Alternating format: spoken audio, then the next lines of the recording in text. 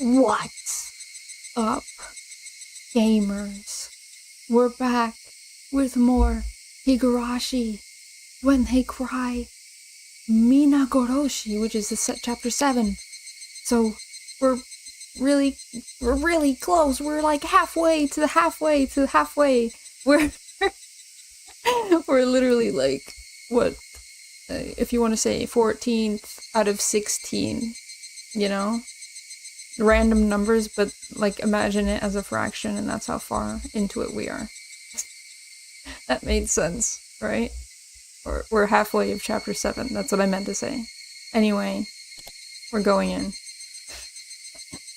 Last that happened was Hope, and Hope pilled, and everything is going great and wonderful and fine. Yep, that's it. That's what happened last time. Very cool. And I'm so excited. Right? So when are they crying? Hello! Okay, here we go. The Child Consultation Center had finally contacted Satoko's uncle after finding out she was missing from school for 3 days in a row. Sure, it was because of our efforts that Satoko was able to come to school today. However, we couldn't really celebrate after seeing her painful expression. Satoko, we were so worried about you. Are you sure nothing happened to you these past 3 days? Don't ask. They shouldn't ask. They should not ask. They should just act like everything's fine because that's what she would want. Oh no! I really did have a fever the whole time. I'm sorry for making you all worry. Started telling us why she hadn't been at school. Nobody had even asked her that. Her uncle must have told her that, uncle must have told her to say that to everyone. So painful to see her like this. Rena seemed more angry than sad. Oh, heck. Her uncle must have told her to say that to everyone. It's so painful to see her like this. Inside, I felt the same way. Felt like my anger was boiling up and lodging painfully in my throat. He was only letting Satoko come to school because he was now certain that she wouldn't do anything that would put him at a disadvantage. He was treating her like a tamed animal. Was it too late already? I thought of the broken Satoko I once saw in my imaginary world. Satoko, do your best, okay? Of course I will. I'm doing well, even though Nini isn't here with me. Oh no, don't. Oh no. So, KG, what a stupid thing to do. You saw what would happen. You literally saw what would happen. You shouldn't do this as a test. Like, I feel like that's why he's doing it. Because, like, he knows what happened last time, and he's trying it again. I slowly reached out my hand toward her head. As a reward for your doing your best, I'll pat your head. Do you mind? Okay, good, he's asking. Oh. She didn't reply, but she didn't refuse either. But that's not a yes, right, Keiichi? So don't do it.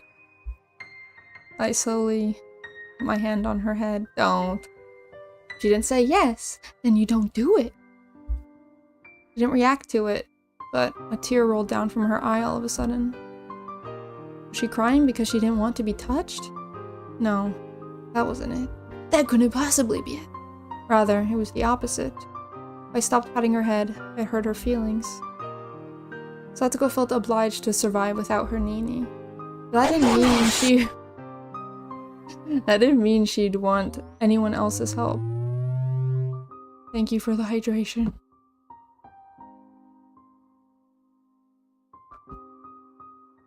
Among Us, indeed. She couldn't appreciate my patting her head openly. Satoko had no choice but to cry in silence. Satoko-chan, we won't tell anyone if you cry right now. And after Rena said that, Satoko started crying like a baby. Oh. I felt relieved knowing that it wasn't too late. She hadn't yet suffered from the fatal emotional wound that I saw in my imaginary world. However, her tears made it clear that I needed to save her as soon as possible, no matter what the whole world might say to me. Satoko, everyone is going to help save you. I promise you that. Aww. Satoko, you weren't just doing nothing for these past 3 days. Right, Kei-chan? I don't know if it's a good idea to tell her about everything. I really don't think that's a good idea. Right. Oh my... Don't. I really feel like that's a terrible idea. Right. We're making an appeal to the Child Consultation Center. We're asking them to save you from your horrible uncle. You don't have to do that for me. It's not just us. Right, Tomito-kun?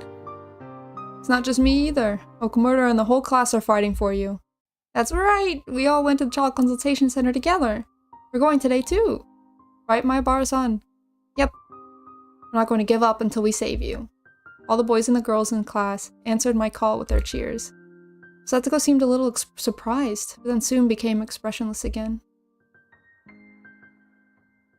Is that why the social worker came to my house? That really wasn't necessary of you. Satoko, did he hurt you because of that?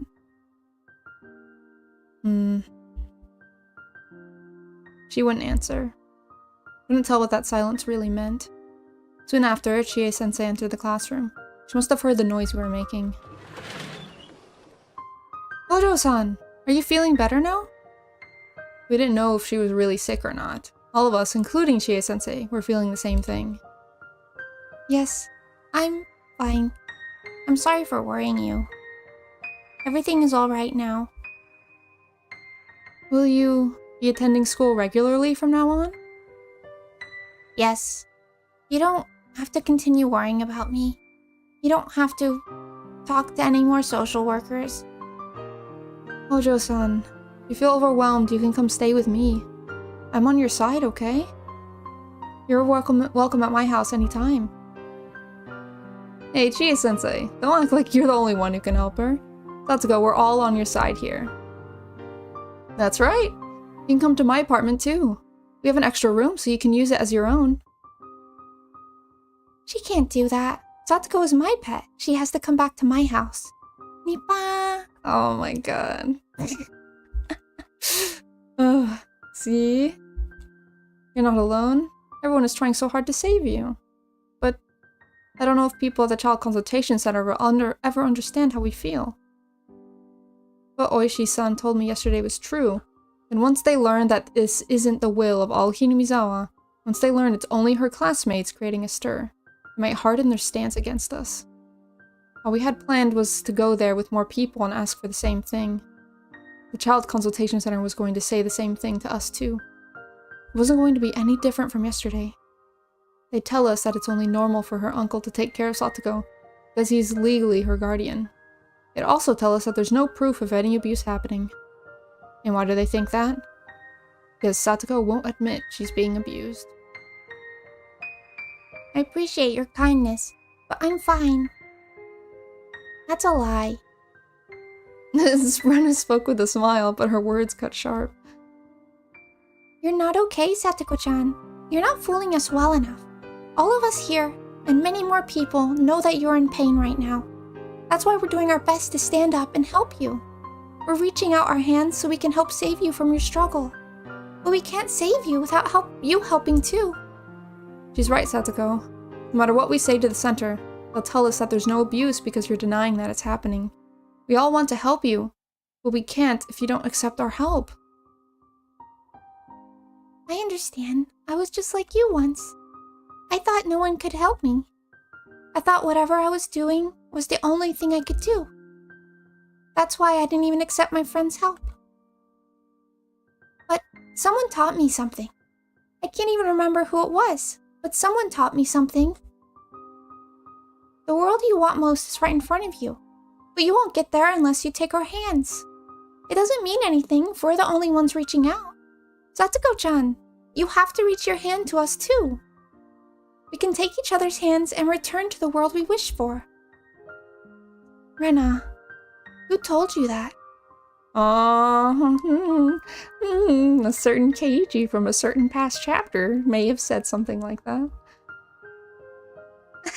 I don't remember. I think I heard it when I went to kindergarten. I can't remember who told me that. But I can still clearly remember that feeling.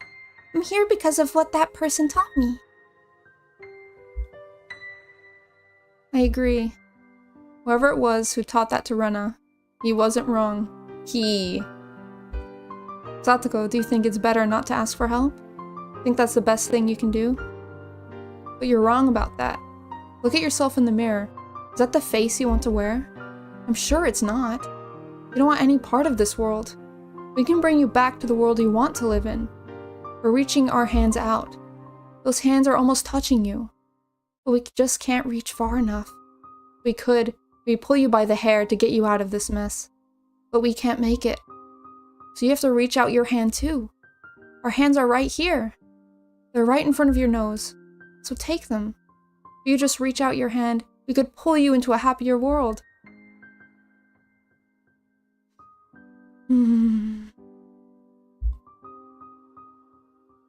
Satsuko wouldn't reach out her hand. She just stared at mine, as though praying for something. Her fingers were shaking, but Satsuko wouldn't try to reach out her hand toward mine. I felt like screaming out in anger, but I didn't want to scare her. If I did that, she'd never trust me again. All I could do was to wait for her to reach out her hand. Thank you very much. Really, I do appreciate it. But I really am perfectly fine. Oh my... Ooh, I feel you, Keiichi. I want to scream. Oh my god. I really... Satoko. She needs more time. She's fine, everything's good. Yay! Yay! Woohoo! Let's go need time to sort out her feelings. But her time limit was getting closer and closer. It's unfortunate that Satsuko didn't even realize that herself. The next moment, we heard someone approaching her classroom. By the sound of footsteps, we could tell it was the principal. So, I couldn't tell why Satsuko was twitching like she just got electrocuted. The door quickly opened, the principal strode inside. He seemed relieved to see Satsuko back in school. However, Satsuko reacted both dramatically and bizarrely. She let out an inexplicable scream, ran to the back of the classroom and hid behind the curtain. No one in the classroom could understand her actions. I never even considered that it was because the principal entered the room. The principal, however, realized it immediately. Satsuko was scared to see him. Is it because the principal's, like, similar build? Maybe? Hojo-kun, is everything alright? He spoke in a very kind voice, but Satsuko was still afraid. It's plain as day to all of us that Satsuko was frightened at the sight of the principal, but none of us could understand why. Are you okay, Satsuko? You don't need to be afraid. We're all on your side. Aw. My uncle's here. Everyone here thought for sure that Satsuko's uncle had shown up to get her. We all rose up at once, shielded Satsuko in a circle, and searched the surroundings. I'd yet to see her uncle's face, but we were in school now. Someone unfamiliar showed up. I could spot him immediately. I tried to force Satsuko to leave, and forget everything else. I'd end the fight right here. Mion and Shion are thinking the same thing. However, while Satsuko remained frightened, we couldn't find any sight of her uncle. Satsuko was trembling as if he would already hit here inside of our classroom, but there was no sight of him. Finally, I realized the truth. Satsuko was frightened by the figure of the principal. I could understand that she'd be scared of his footsteps, but she was still terrified after he showed his face. This was not normal.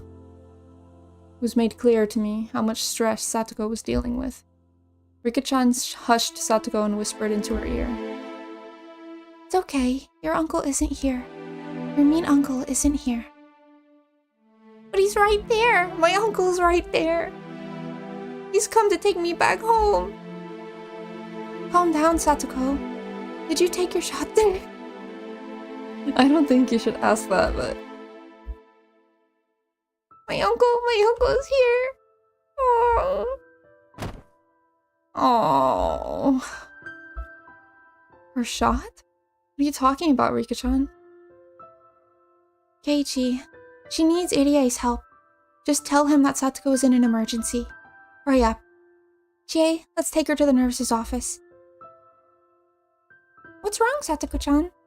Satoko-chan! Let's call the coach. She needs to see a doctor. Does anyone have his number? I do. Let's go use the phone in the teacher's office. Oh, heck. I headed to the nurse's office after I asked Mio to make a phone call to the doctor. There were lots of students surrounding the office. Chie-sensei was forcing out the other kids who had entered the room with them. I snuck behind her and entered it myself. Have the hands always looked like that? Why have I never noticed? Yes, they have! What do you mean? They have always looked like that. I think we stopped making fun of the meat fists, the meat clubs, the meat claws, like 5 chapters ago. They're just a part of life now, you know? I snuck behind her and entered it myself. Satsuko was lying down on the bed, still shaking with fear. Rena and Rika-chan were there with her, and were trying to calm her down. I spoke quietly as not to scare Satsuko. Is she okay? What's going on with her? I don't really know, but she's very scared. She thought the principal was her uncle.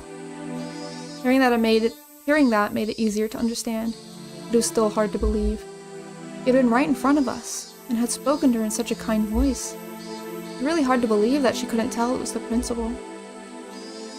And there's a dark spot in the wall. What does it look like to you? What? Rika, huh?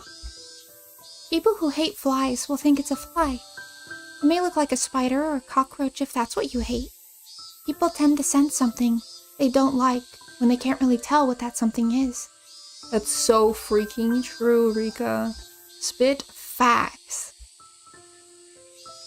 She thought of her uncle when she heard the principal's footsteps. But she was still scared even after he showed up.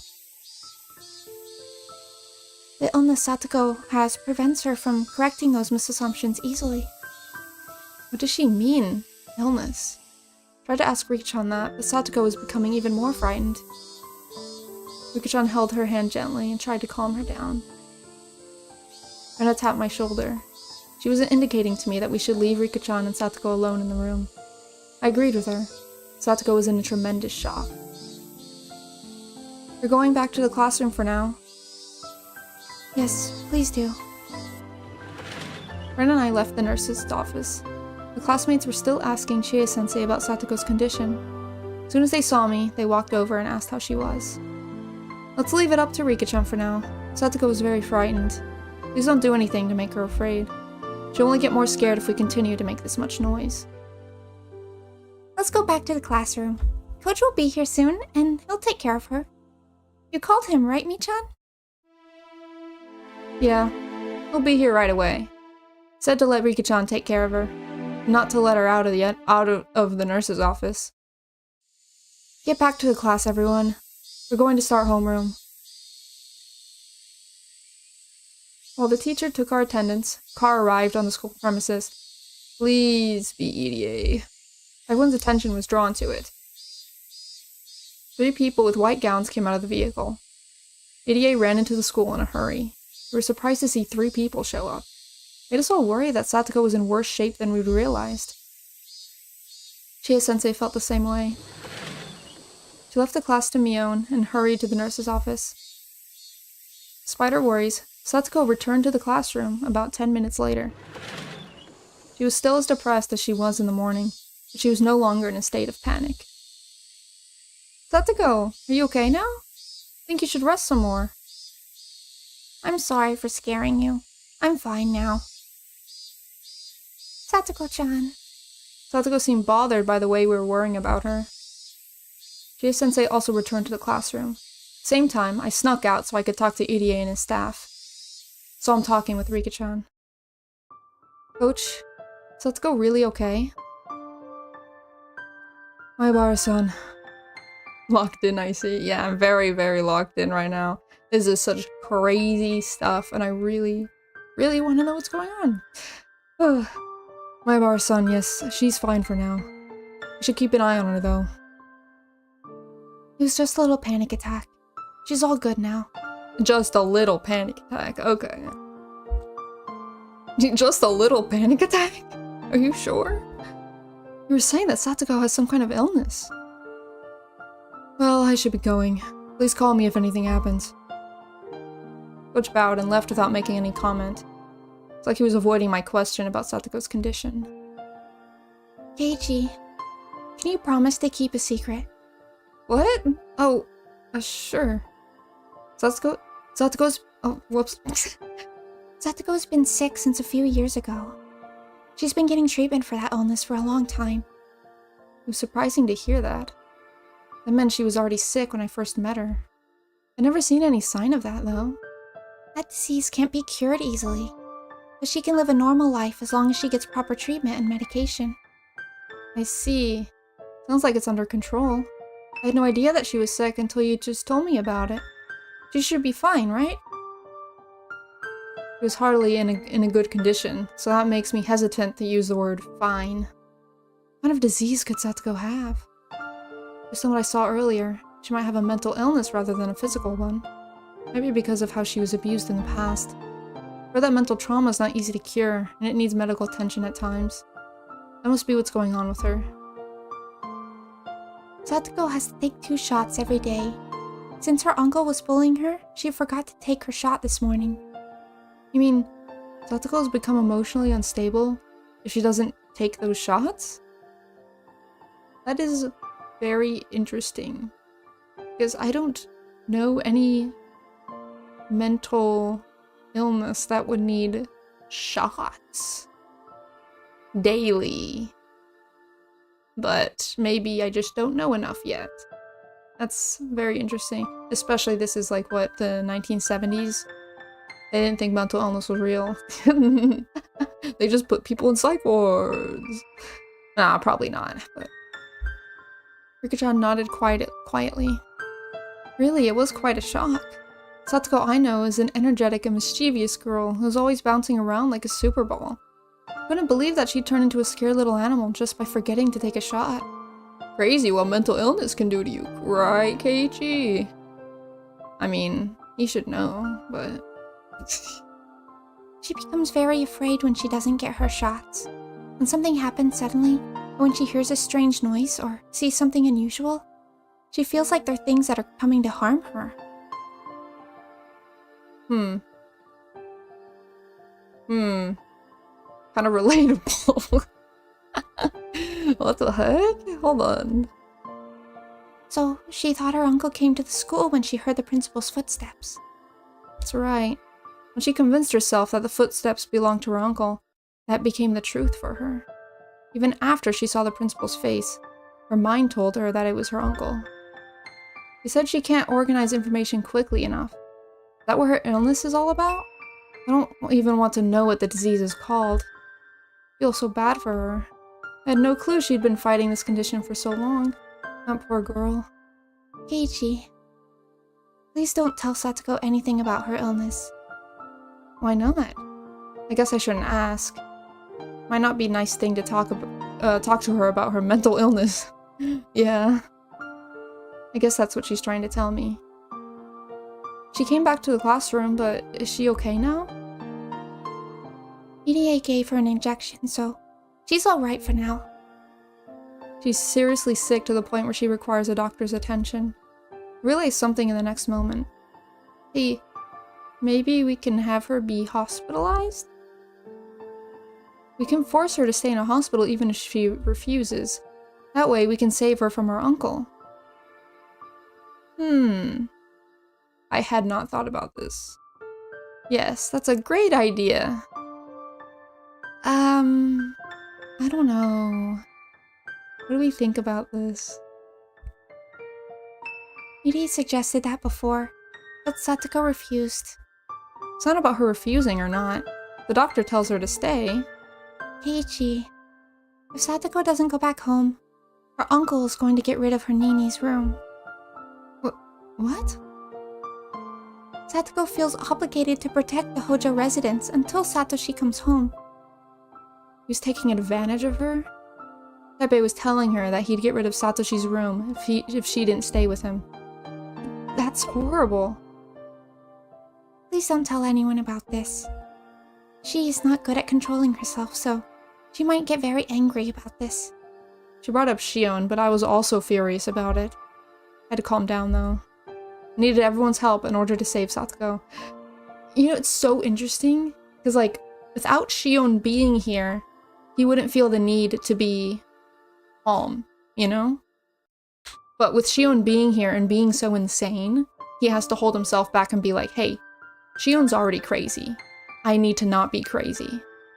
But if Shion wasn't here, I feel like he would just be the crazy one. Which I don't think they would need right now. You know?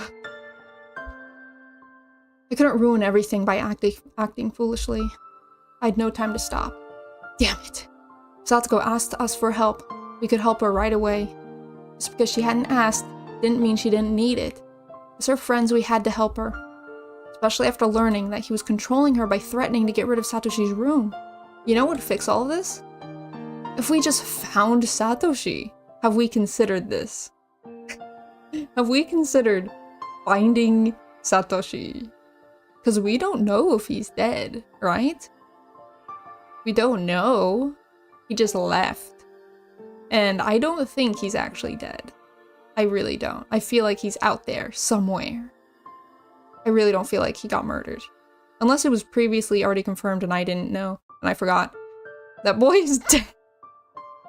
No, no, what do you mean? He's dead. But who killed him?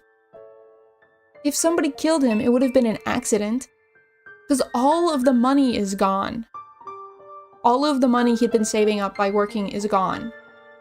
He took it and left. For some reason. That's what I think, I really think. He's out there. He's out there somewhere. We need to get him back. I don't know. She told you that. She told you that he's threatening her, right? Can't we take that as an SOS? Rika-chan nodded slightly. True! She did admit that. That's something. But it's not enough. Keiichi, we don't have much time left. That I was all too aware of. She had a panic attack just because she didn't take her shot this morning. If she stayed in her current environment, it'd be too late to save her in a matter of days. I saw her future when I saw Satoko crying behind the curtain this morning. This is the third day.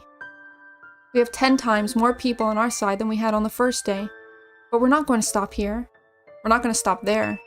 Keiichi, it won't be that easy to save Satoko. I've tried many times before, but never succeeded. Really? You don't remember?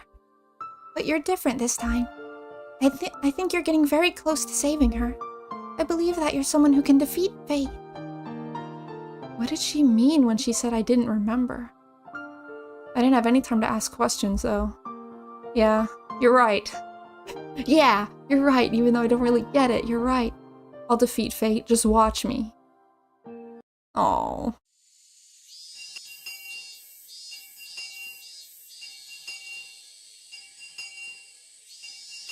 A huge crowd had formed in front of the library. Oh, here we go. I'm scared.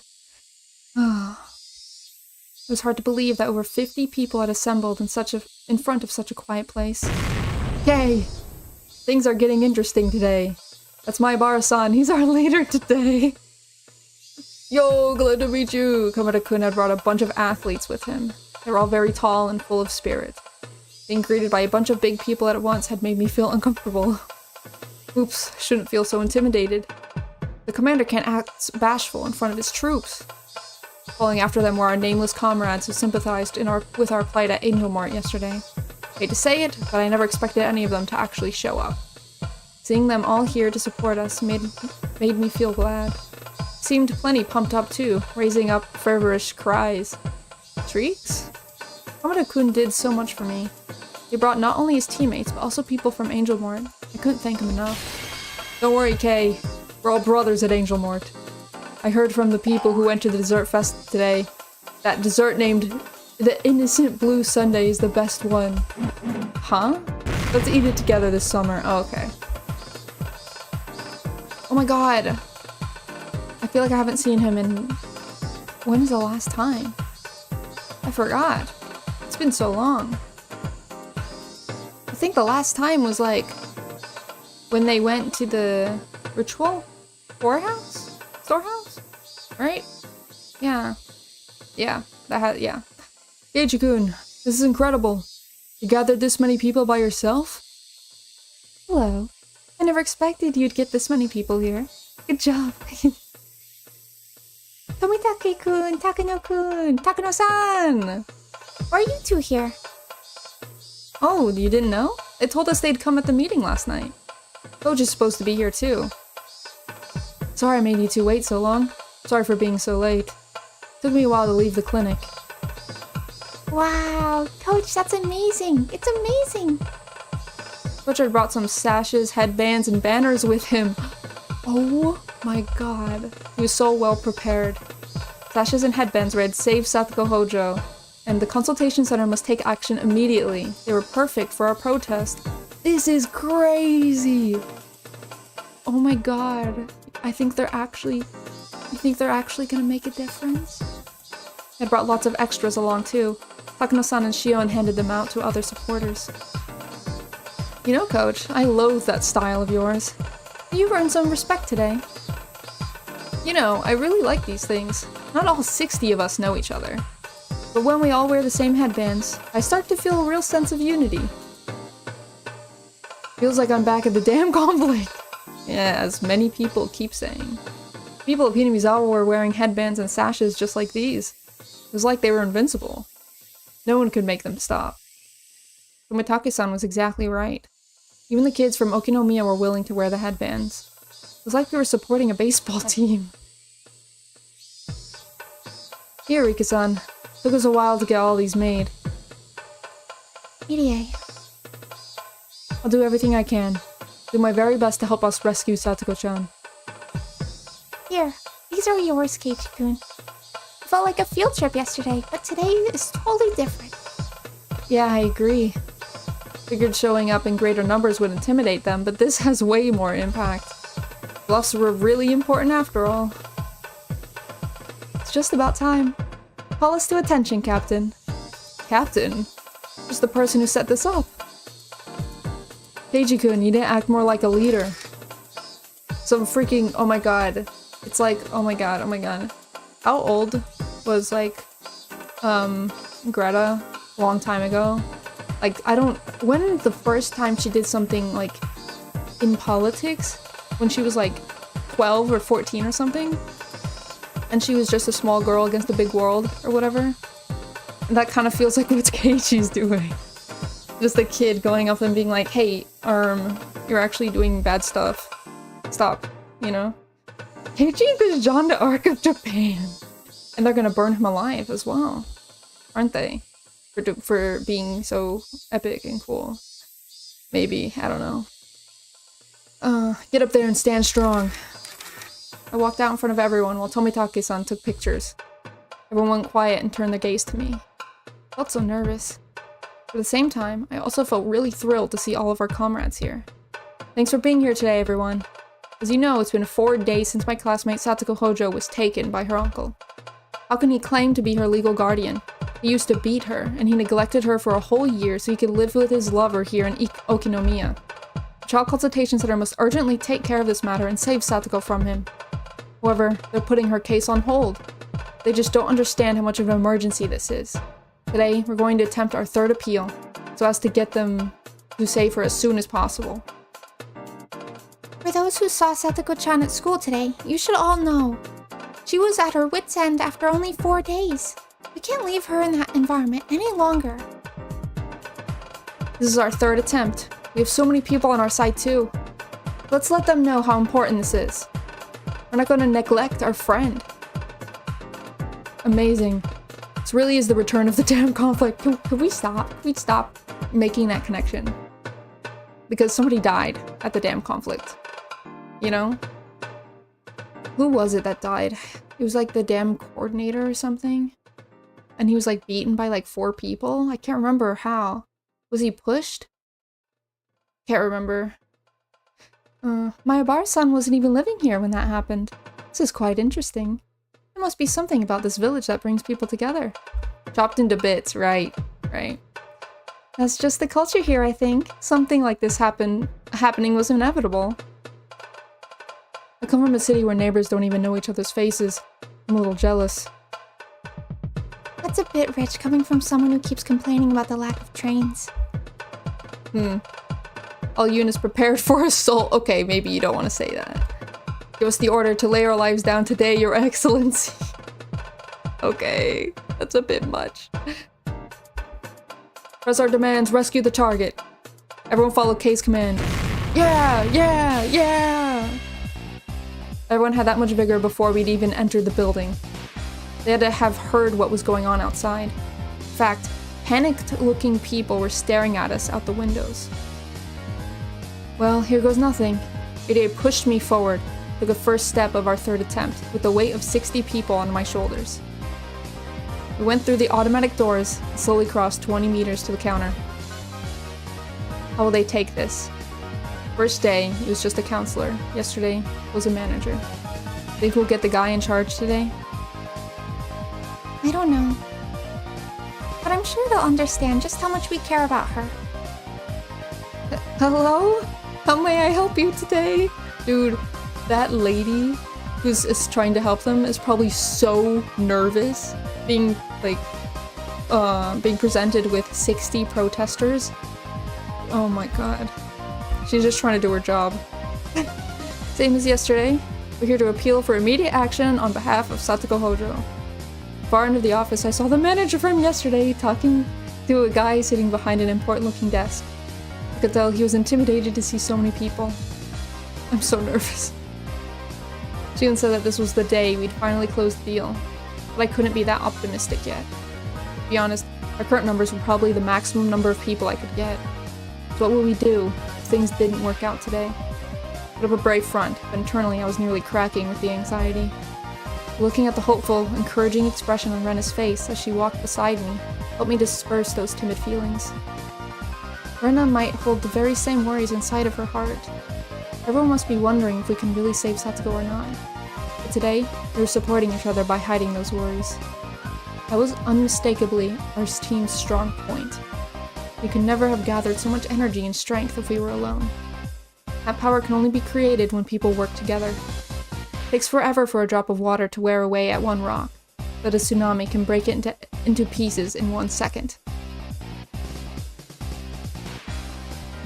Oh my gosh. Hello, person on YouTube. You see the barrier between Twitch and YouTube all the time.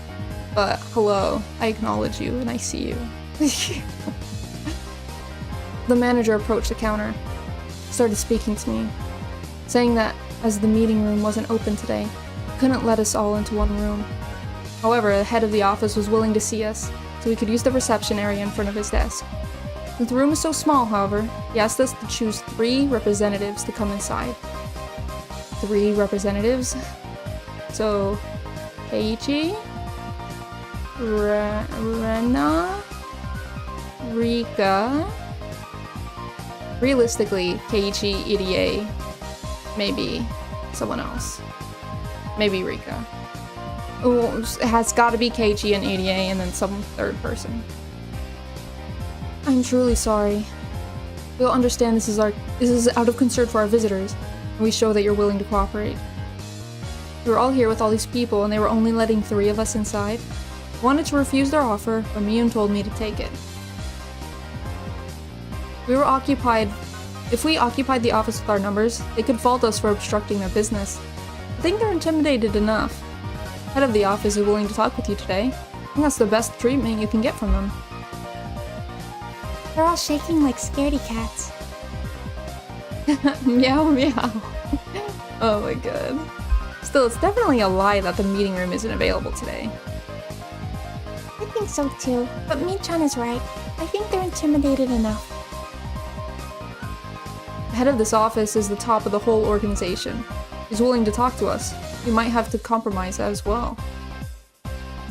We refuse to see him. That will go on record. We don't want them to be able to claim that we refuse to talk to him. I think we should make it clear that we're here to have a conversation. It was good to get suggestions from so many different people. If it was only me, I would have just gotten pissed off and left. That's probably not the best idea. Once again, I felt how important it was that we were on a team.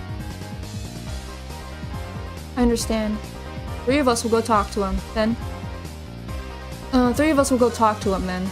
But who should it be? Keiji-kun, you have to go. Other than you, I think Coach and Mi-chan would be the best choice. If the head of the office recognizes me, they'll think this is the Sonozaki family's doing. I can't let him think that, since my family has nothing to do with this case. I'm really sorry, but it's those adult circumstances again. Saving Satsuko is our fight. That old hag has nothing to do with this anyway. How about you, Rena-san? You should go and talk with them.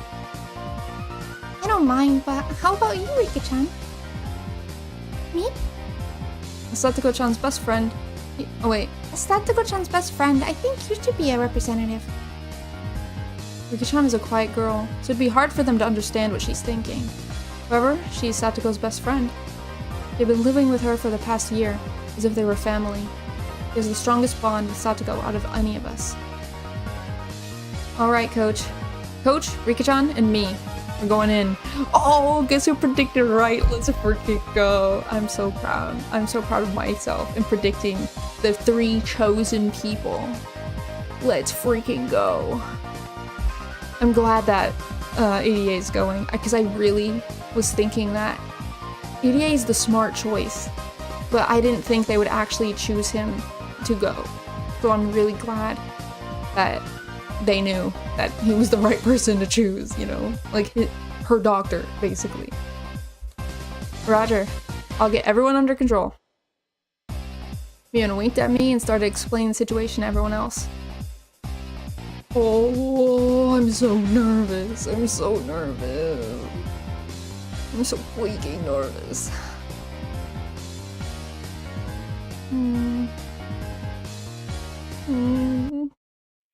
I never thought I'd be chosen as one of the representatives.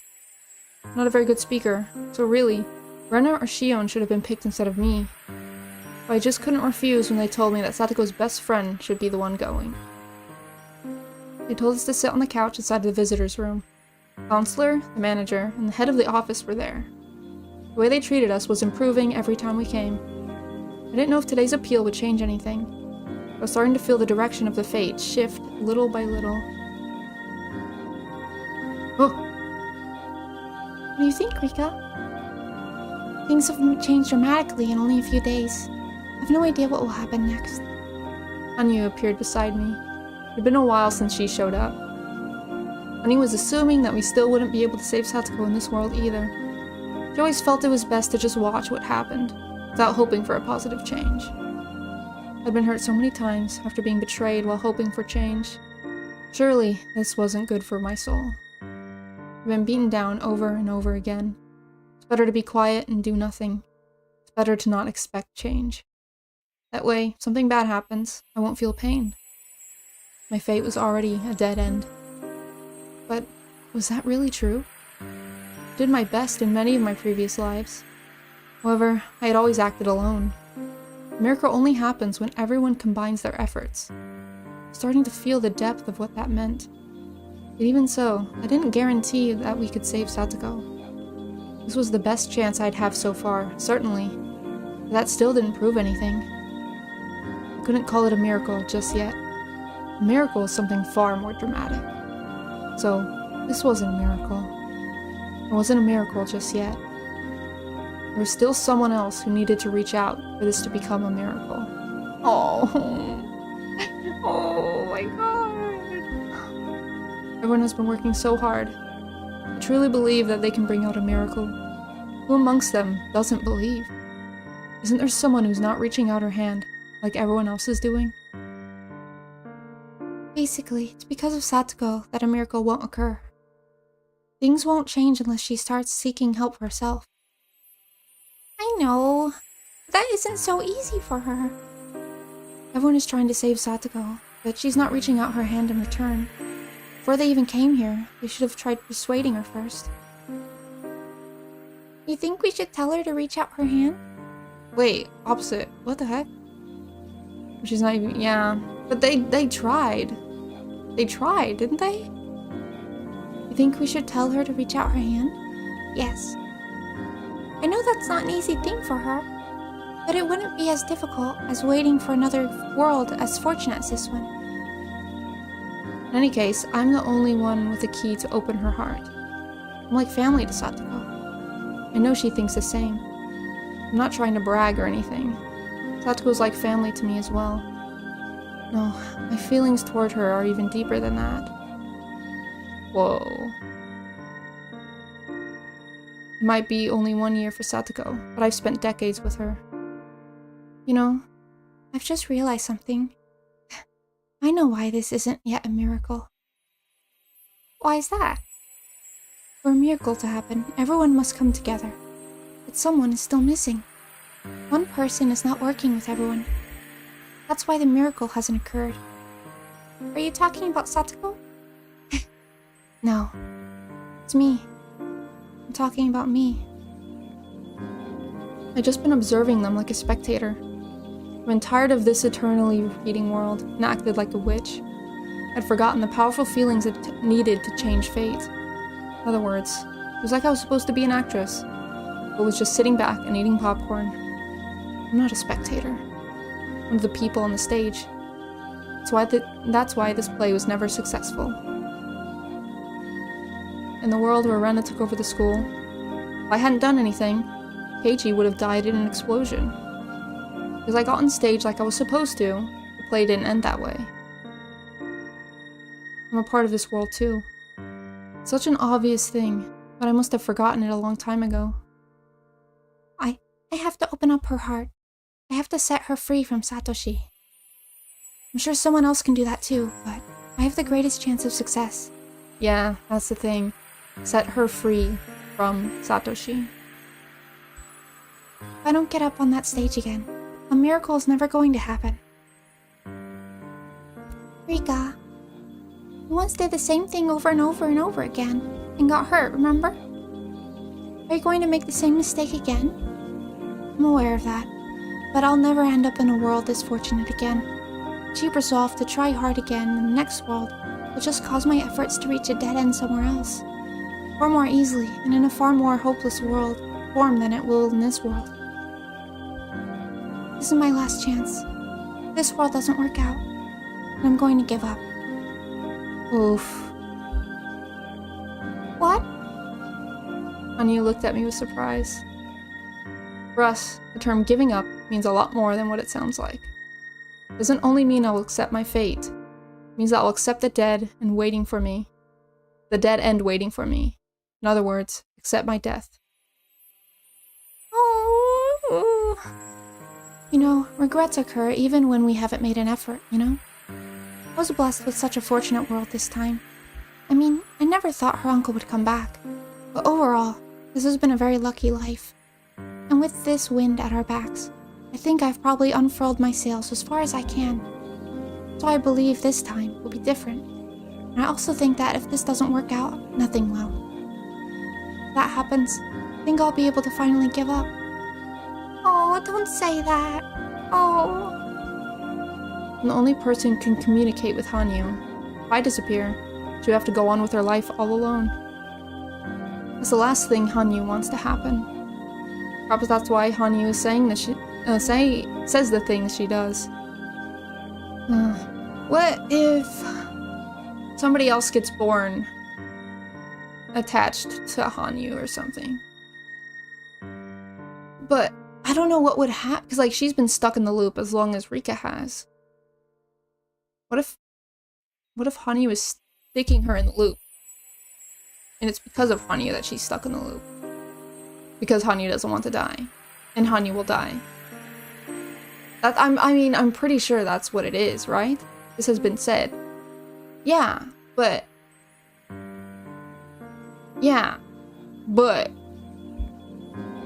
I don't know, just the way Because, like, she'll have to go on with her life all alone. That's acting like Hanyu won't die. You know? But she, you know. She doesn't want my lifespan to wither away by getting hurt emotionally. You see, I belong here, in this play. You showed me how to enjoy watching it, but the play won't move on, as long as I refuse to act. Surely that's why it always results in a dead end. Rika, I'm sure that one day you'll get another fortunate life where her uncle doesn't come back. I'm sure that you'll roll an extra 6 next time. Fortunate world like this one, Satoko's uncle doesn't come back. You're right. That really would be wonderful. Still, trying to beat my fated death is another issue entirely. Sounds wonderful, but it's still not guaranteed. Let's wait for another opportunity, please. Oh, please don't say that you're going to give up after this world. If I die, no one will ever hear you cry again. All you'll ever be able to do is make people sense your presence by making noise. Oh. Well, I'm headed back to the stage. I'm going to do what I can. You're sick of repeating all this over and over again, aren't you? I'd rather repeat everything than spend the rest of my life without you. Oh. It's not as sad, though. Because I still think she's kind of, like, crazy and evil, somehow. I get the sense, you know? Apparently, she thinks this time loop that's driving me mad is far better than having no one to talk to. Oh my god. But that's just how she feels. I want to overcome fate and see what's waiting in the future too. But it wouldn't mean anything if you weren't there with me. I'm sure that's similar to my own claim, that there's no point in living past June 1983 if I'm the only one who does. I see. Okay, so Hanyu, yeah. I want to overcome fate and see what's waiting in the future too, but it wouldn't mean anything if you weren't there with me. Got it. My ideal future is to survive past June 1983 and let the happy times continue like always, without anyone missing. Hanyu feels the same way. She doesn't want a world where I'm not by her side. We're repeating this world only because we wish to do so. It wasn't just Hanyu's power, it was the one that we shared together. Hanyu wants to be with me, just as I want to build myself a happy future. We both want the same thing. That if I refused to repeat the world again, my long life would be over. Yet, I never refused, no matter how sick and tired of it I was. For over 100 years, I kept believing that something good would happen eventually. However, our power is weakening. We can only go back a few weeks at most. We have so little time left to try and change our fate. If we kept it up, eventually, we'd only be able to go back to the morning of the day I was going to die. It'd be a dead end for sure. I don't think a life this fortunate will ever come my way again. My time was unlimited. I'm sure that will eventually happen. I can't count on it happening in what time I do have left. Hanyu told me to wait for another chance because she doesn't want to see me lose myself, but she isn't feeling the time limit like I am. It's a nightmare to die over and over again. Before I end up in that hell, I want to pull the curtain down with my own hands. It's going to be my last world. If this one doesn't work out, I'm not going to repeat it again. Oh. Oh my god. Okay. You know, the one spoiler that I know left now makes sense. Because, you know, there's one chapter left after this, right? I guess knowing that there's even another chapter after this is kind of a spoiler, isn't it? That's crazy. Oh. Let me translate what she's trying to say. This world is no different from any other world. You're not going to win, so don't bet on this life. Your lifespan is not as short as you think. You should wait for your next opportunity in this endless June. Stay with me until then. Stay with me and wait for the next chance. That's what you're trying to say, isn't it? Oh. Why don't you just pray for us? Pray that we can persuade the Child Consultation Center and save Satoko. Pray that I can defeat the fate of 1983. If I overcome this fate, let's do all the things I promised to do. Let's eat this year's watermelon while enjoying the evening breeze through the window. What kind of fall are we going to have? How much snow are we getting this winter? Let's enjoy the weather. Let's enjoy all sorts of things we've never seen. Let's watch the next episode of that TV show we like. Let's enjoy our future together. You always said we were going to work hard until that day came. But it's not fair for you to say that you're going to give up when just this life doesn't work out. I'm sorry that I couldn't keep that promise. Oh. I'm sure that we'll overcome this fate. You'll be there with me, Hanyu. Let's look up at the blue sky when that happens. I'm sure that sky of the summer of 1983 is more beautiful than any sky we've ever seen. I'm sure I'm going to make a miracle happen in this world. God didn't design humans so they could redo their lives over and over again like me. People usually only have one chance, yet they can still make miracles happen with effort. They work so hard because they know that they'll never have a chance to do it over again. That's why miracles occur. If I can't make one happen with all that, I just have to give up. I don't need another life. I'm going to make a miracle happen in this one. My friends taught me that. They taught me that miracles can happen when everyone works together. So it's going to happen. We will make it happen. We're going to have a wonderful future in this life. Rika, oh. Dang, Hanyu literally doesn't have any faith at all. She does not care, I feel like. If Hanyu freaking cared, because like all she's thinking about is herself. Like, if Hanyu was thought about Rika and what Rika wants, she would believe in her. She wouldn't give up. Or like, it's crazy. She was no longer on my side, but I could still talk to her. Hanyu, I'm going to have a bright future in this world. Just trust me. You would just give me your power. It might be easier to make a miracle happen. This is the best possible stage I can hope for. The actors on the stage and the audience before it can help each other. You wish you, the audience, can change the story too. What? What do you mean? What do you mean I can change the story? No, I can't.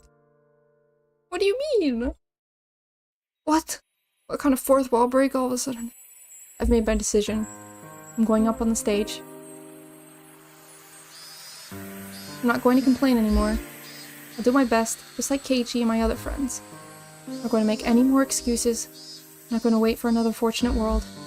I have to do my best in this one. I'm not talking about my decision to die after this world is over.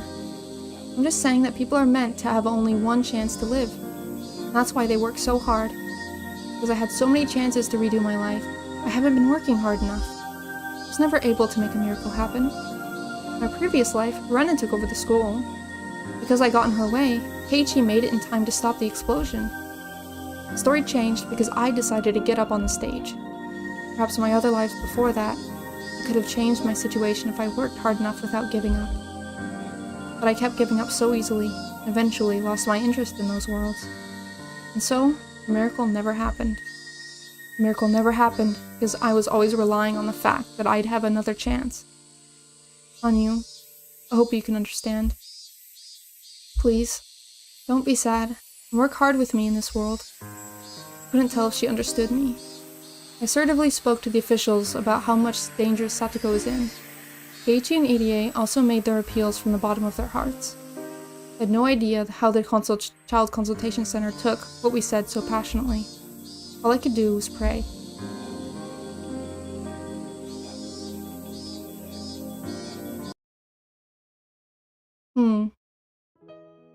Dang, I'm sad that we couldn't actually see what exactly they said.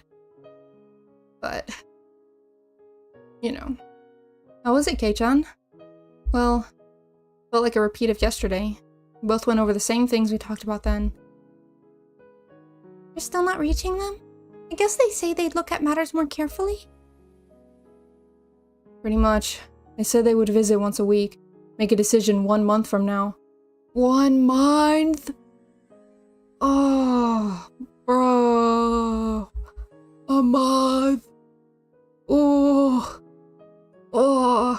gonna leave her with her uncle for 1 whole month? How come they can't understand how much Satoko will be hurt in that time? Maibara-san clearly explained to them the danger she's facing. I also told them about what happened to her last year. However... They're really not going to consider it urgent case unless Satoko-chan seeks help herself? I don't mean to cut in your conversation. Is it possible for you to get Satoko-chan to ask for help? He said that he's going to destroy Satoshi-kun's room if she tries to leave him. Wait, how do you know that? What a horrible thing to say. I guess Keiichi just told them, I don't know. Are we winning, son? I don't think so. We seem to be losing. But, like, not horrifically, you know? We're losing just only a slight bit. They're still not changing their minds? Satoko can't even ask for help because she's being taken advantage of. The purpose of a child consultation center is to protect children. I'm starting to get angry the more I thought about it. But as I thought about it some more, I realized that they were just trying to do their job.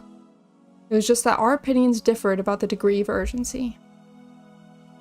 We told them to save Satoko-chan as soon as possible. They told us that she should be the one asking for help. Is there any way to resolve this? Is there a way to get an SOS from her? We spoke to them about it. It seemed like they were listening closely to us. But it also sounded like they're still not going to take any action. Damn it. When the head of the office showed up, I thought I could change things today, but everything went the same as yesterday, and we still weren't able to persuade them. However, I'm sure we're making progress. Might seem like they're withstanding our blows at a first glance, but they're feeling the weight behind them. We're not going to give up just because it didn't work out today. We're going to fight until they get off their butts and save Satoko. I told everyone that we're going to do this again tomorrow too, but we might get less people next time. This is really annoying. We're working so hard, but this is all we can do. Damn it. Can't give up yet. Might have less people tomorrow, but we're not going to call off our 4th appeal. Even if no one comes, I'm going. I'm not going to give up until they agree to help Satoko-chan. Same here. I'm never going to give up. Thank you, Mion. Take whoever comes. I could see you guys from the window. Those banners must have looked really intimidating to them. Give Rika a yellow wig, boom, she's Satoko. I don't think that's how that works. I do not think that would work. Rika could not be Satoko at all. I'm glad I stayed up all night just to make them. Thank you for the sashes too, Irie. No problem. I wish I could do more than this. I'm going to get more involved. I was about to give up on saving Satoko, but seeing Keiichi and Irie talking with the head of the office today made me feel motivated. Rika-chan was always watching us from afar. It made me a little happy to see Rika-chan getting more active in the whole movement. I wonder what Rika-chan can do. The next time I see Satoko, I'm going to persuade her to seek help. I think I'm the only one who can do that. Same thing was on all of our minds. The issue will be resolved the moment Satoko seeks help. But nobody can say that to her, because we all know that she's dealing with the memories of her brother. Satoko, I know how you feel about Satoshi, but this is different.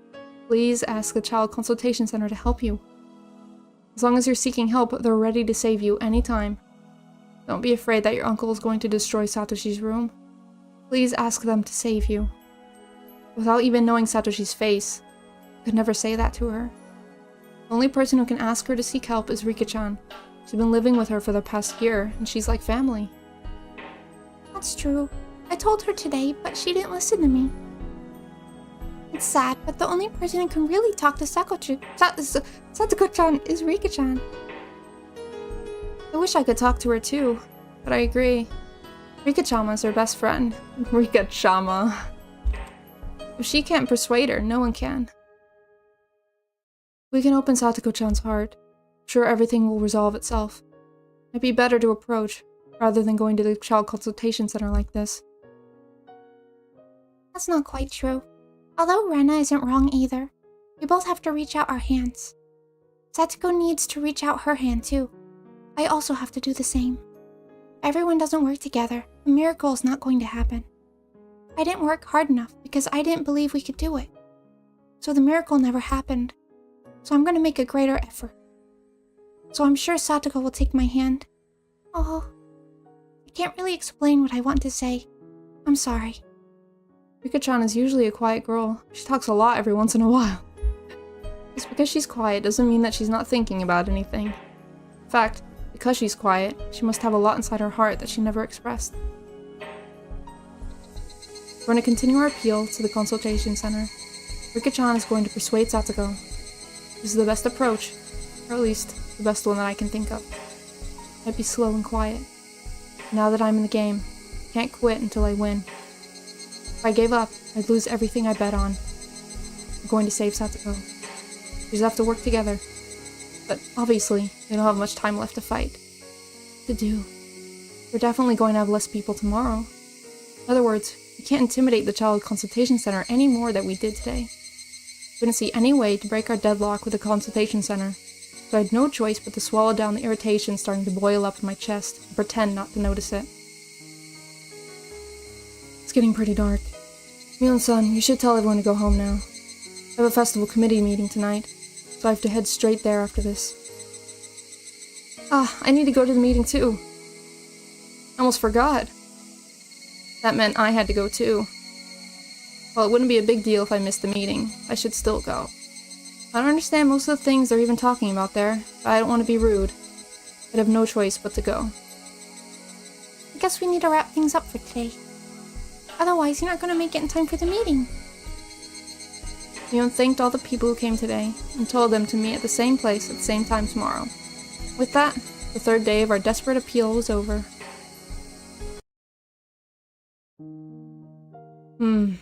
Interesting. I gotta blow my nose real quick. No, because I'm crying, I swear.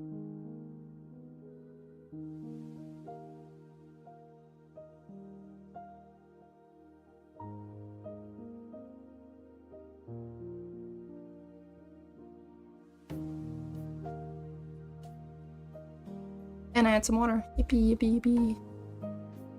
Hello? Me, Keiichi. Yeah. I'll eat when I get home. Going straight to the assembly hall from here. Dad is on his way, right? Okay, got it. Called my mom and told her I'd be going to the meeting without coming home. I get there kind of early, but if I went home first, I wouldn't make it in time. Mion, Rika-chan, and Irie were going to head there with me. Shion said that she was also coming. And now Rena didn't want to go home alone either. My dad won't be home until late tonight, so I'm coming too. I hope that's alright with you guys. I hope. That's fine with us. They'll be glad to see a bunch of young people there. The average age will plummet. The average age will plummet. That's literally me. I want to say hi to Uncle Kimiyoshi too. I haven't seen him in a while. We all headed toward the Fude Shrine in the dim light. The light was on in the assembly building. Some people had already arrived. Well, is this the day before Watanagashi, or is that tomorrow? Good evening. You guys are early. Hello, Mion-chan and her friends. Good evening, Dr. Irie. Good evening. You're here early. Haha, we don't have anything else to do. More people started coming into the meeting hall. Everyone seemed to come so early. Should probably come earlier from now on too. Thought I saw a lot of fashionable shoes at the entrance today. There are lots of young people here. Shion-chan, it's been so long. What brought you here today? Everyone bowed to the newest arrival. It was the mayor, Kimiyoshi-san. He strode into the room with the other committee members. Hello, it's been a while. I was hanging out with my sis and just happened to come along with them. That's so? Well, you're welcome here. You're coming to the Watanagashi festival this year, right? Yes, I'm going this year for sure. I want to see Kei-chan hosting the auction too. Wahaha. I guess it's time for young people like you to take over the festival. By the way, I wanted to talk to you, Mion-chan. Can you come this way? Fine, what is it? Is it that guy from the refreshment booth seems still angry? Oh, well, haha. Mion headed outside with Kimiyoshi-san and the other committee members. I wonder. what they're talking about. Someone die, perhaps? I'm kidding, hahaha. There's only one room in the building, so they have to go outside if they want to talk in private. Today's Thursday, so we only have 3 more days until the festival. Oh, thank you. I really needed to know where we were. So thank you for saying the date. Today is Thursday, and there's 3 days. Are you ready for the auction? There's not much I can do now. Ready to get up on stage and do my thing, though. I think Keiji performs best under pressure. Everyone laughed. Ha ha ha ha ha. Ha ha ha ha. Thank you, Rena, for turning to the camera and clearly stating the date. Today is Thursday, 5 p.m. 3 days until Watsugashi Festival. We continued to chat about the festival. Talked about what kind of festival young people like us would want to see. That sort of stuff. Suddenly, Mion tapped me on the shoulder. Someone is dead, Keiji. Uh-oh. Hey, John, I need you for a second. She gestured for me to follow her outside without letting the others know. Oh my god, no. Everything's fine. Everything's fine. Everything's fine. What does she want? Oh. What? Once outside, I see Mion, Chie-sensei, and the principal. Oh, Chie-sensei, Mr. Principal. Good evening. Chie-sensei responded by greeting. The principal must not have heard me since he didn't. His eyes were closed. He seemed lost in thought. That sight caused our happy, chatty feelings to cool off quickly. My intuition told me this had to be about something bad. I need to talk to you, Maebara-kun. That doesn't sound good. Oh my god, what? Are you going to the Child Consultation Center again tomorrow? Oh god. Yes. We'll keep fighting until they save Satoko. It's our mission. I don't know if we'll get as many supporters as we did today, but we're going back there again. Right, Mion? Maebara-kun. I know you've already made plans for tomorrow, but after that, I think you should wait and see what they do. Thanks to the advice from Oishi last night, I already had an idea of the situation. Is this a warning, Chie-sensei? If our protest grows any bigger, the village officials will have to take notice of it. That's why you're telling me to quit now, isn't it? Maebara-kun, I think what you're doing is a good thing, but you're not wrong to pursue the things you believe in. However, stop talking after that. Chie-sensei was supporting us until just yesterday. She even came to the Child Consultation Center with us on the second day. So for her to start saying completely the opposite, I felt slightly dizzy from the shock of it. Kei-chan, let me explain in her stead. Chie-sensei is still supporting us as an individual. However, well, what? Is she being pressured by the Board of Education or something? Chie-sensei will never bow to pressure. You have no idea how courageous she is.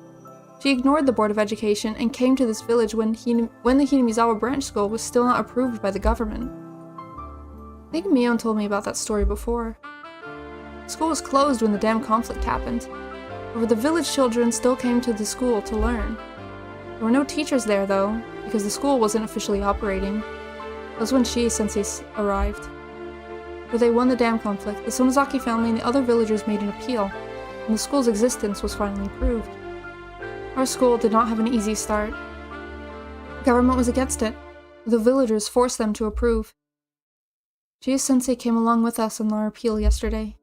It was very courageous of her, but now people who want to close the school are paying attention to what we're doing. That's basically it. Chie-sensei can't support us openly anymore. Chie-sensei stared at the ground as Mion spoke. I'd never seen her look so sad. If it was just about me, I wouldn't care what happened. I don't want to be a teacher who can't even fight for her own students. But I can't put the whole school in jeopardy. I don't know who told her this. Whoever it was, they warned her not to escalate things around Satoko's case. They threatened the existence of our school to make her obey, and then pressured her with responsibility she couldn't take on her own. You know, yesterday, Oishi-san told me something similar, in this exact same spot too. He warned me that if I kept escalating this, and I'd be fighting against the elders who still didn't like the Hojo family. Or something like that. He told you that? Well, not really wrong. Mion looked at the ground along with Chie-sensei. I always thought Chie-sensei and Mion were stronger people. Yeah. Seeing them both hanging their heads like, this is hopeless, made me feel like we were being pushed into a dead end, and I hated it. You were just at the child consultation center with us. You told everyone to come again tomorrow. That's the Mion I came to this meeting with. So when did she get swapped with this weak Mion? Oh, that's crazy. Ooh, when I said, when did she get swapped, I immediately thought of one thing. The mayor took her outside the building earlier. She did get swapped. Did he? What? What are you saying, Keiichi? What? What does that mean? Huh? I see. He called you out here to talk about this, didn't he?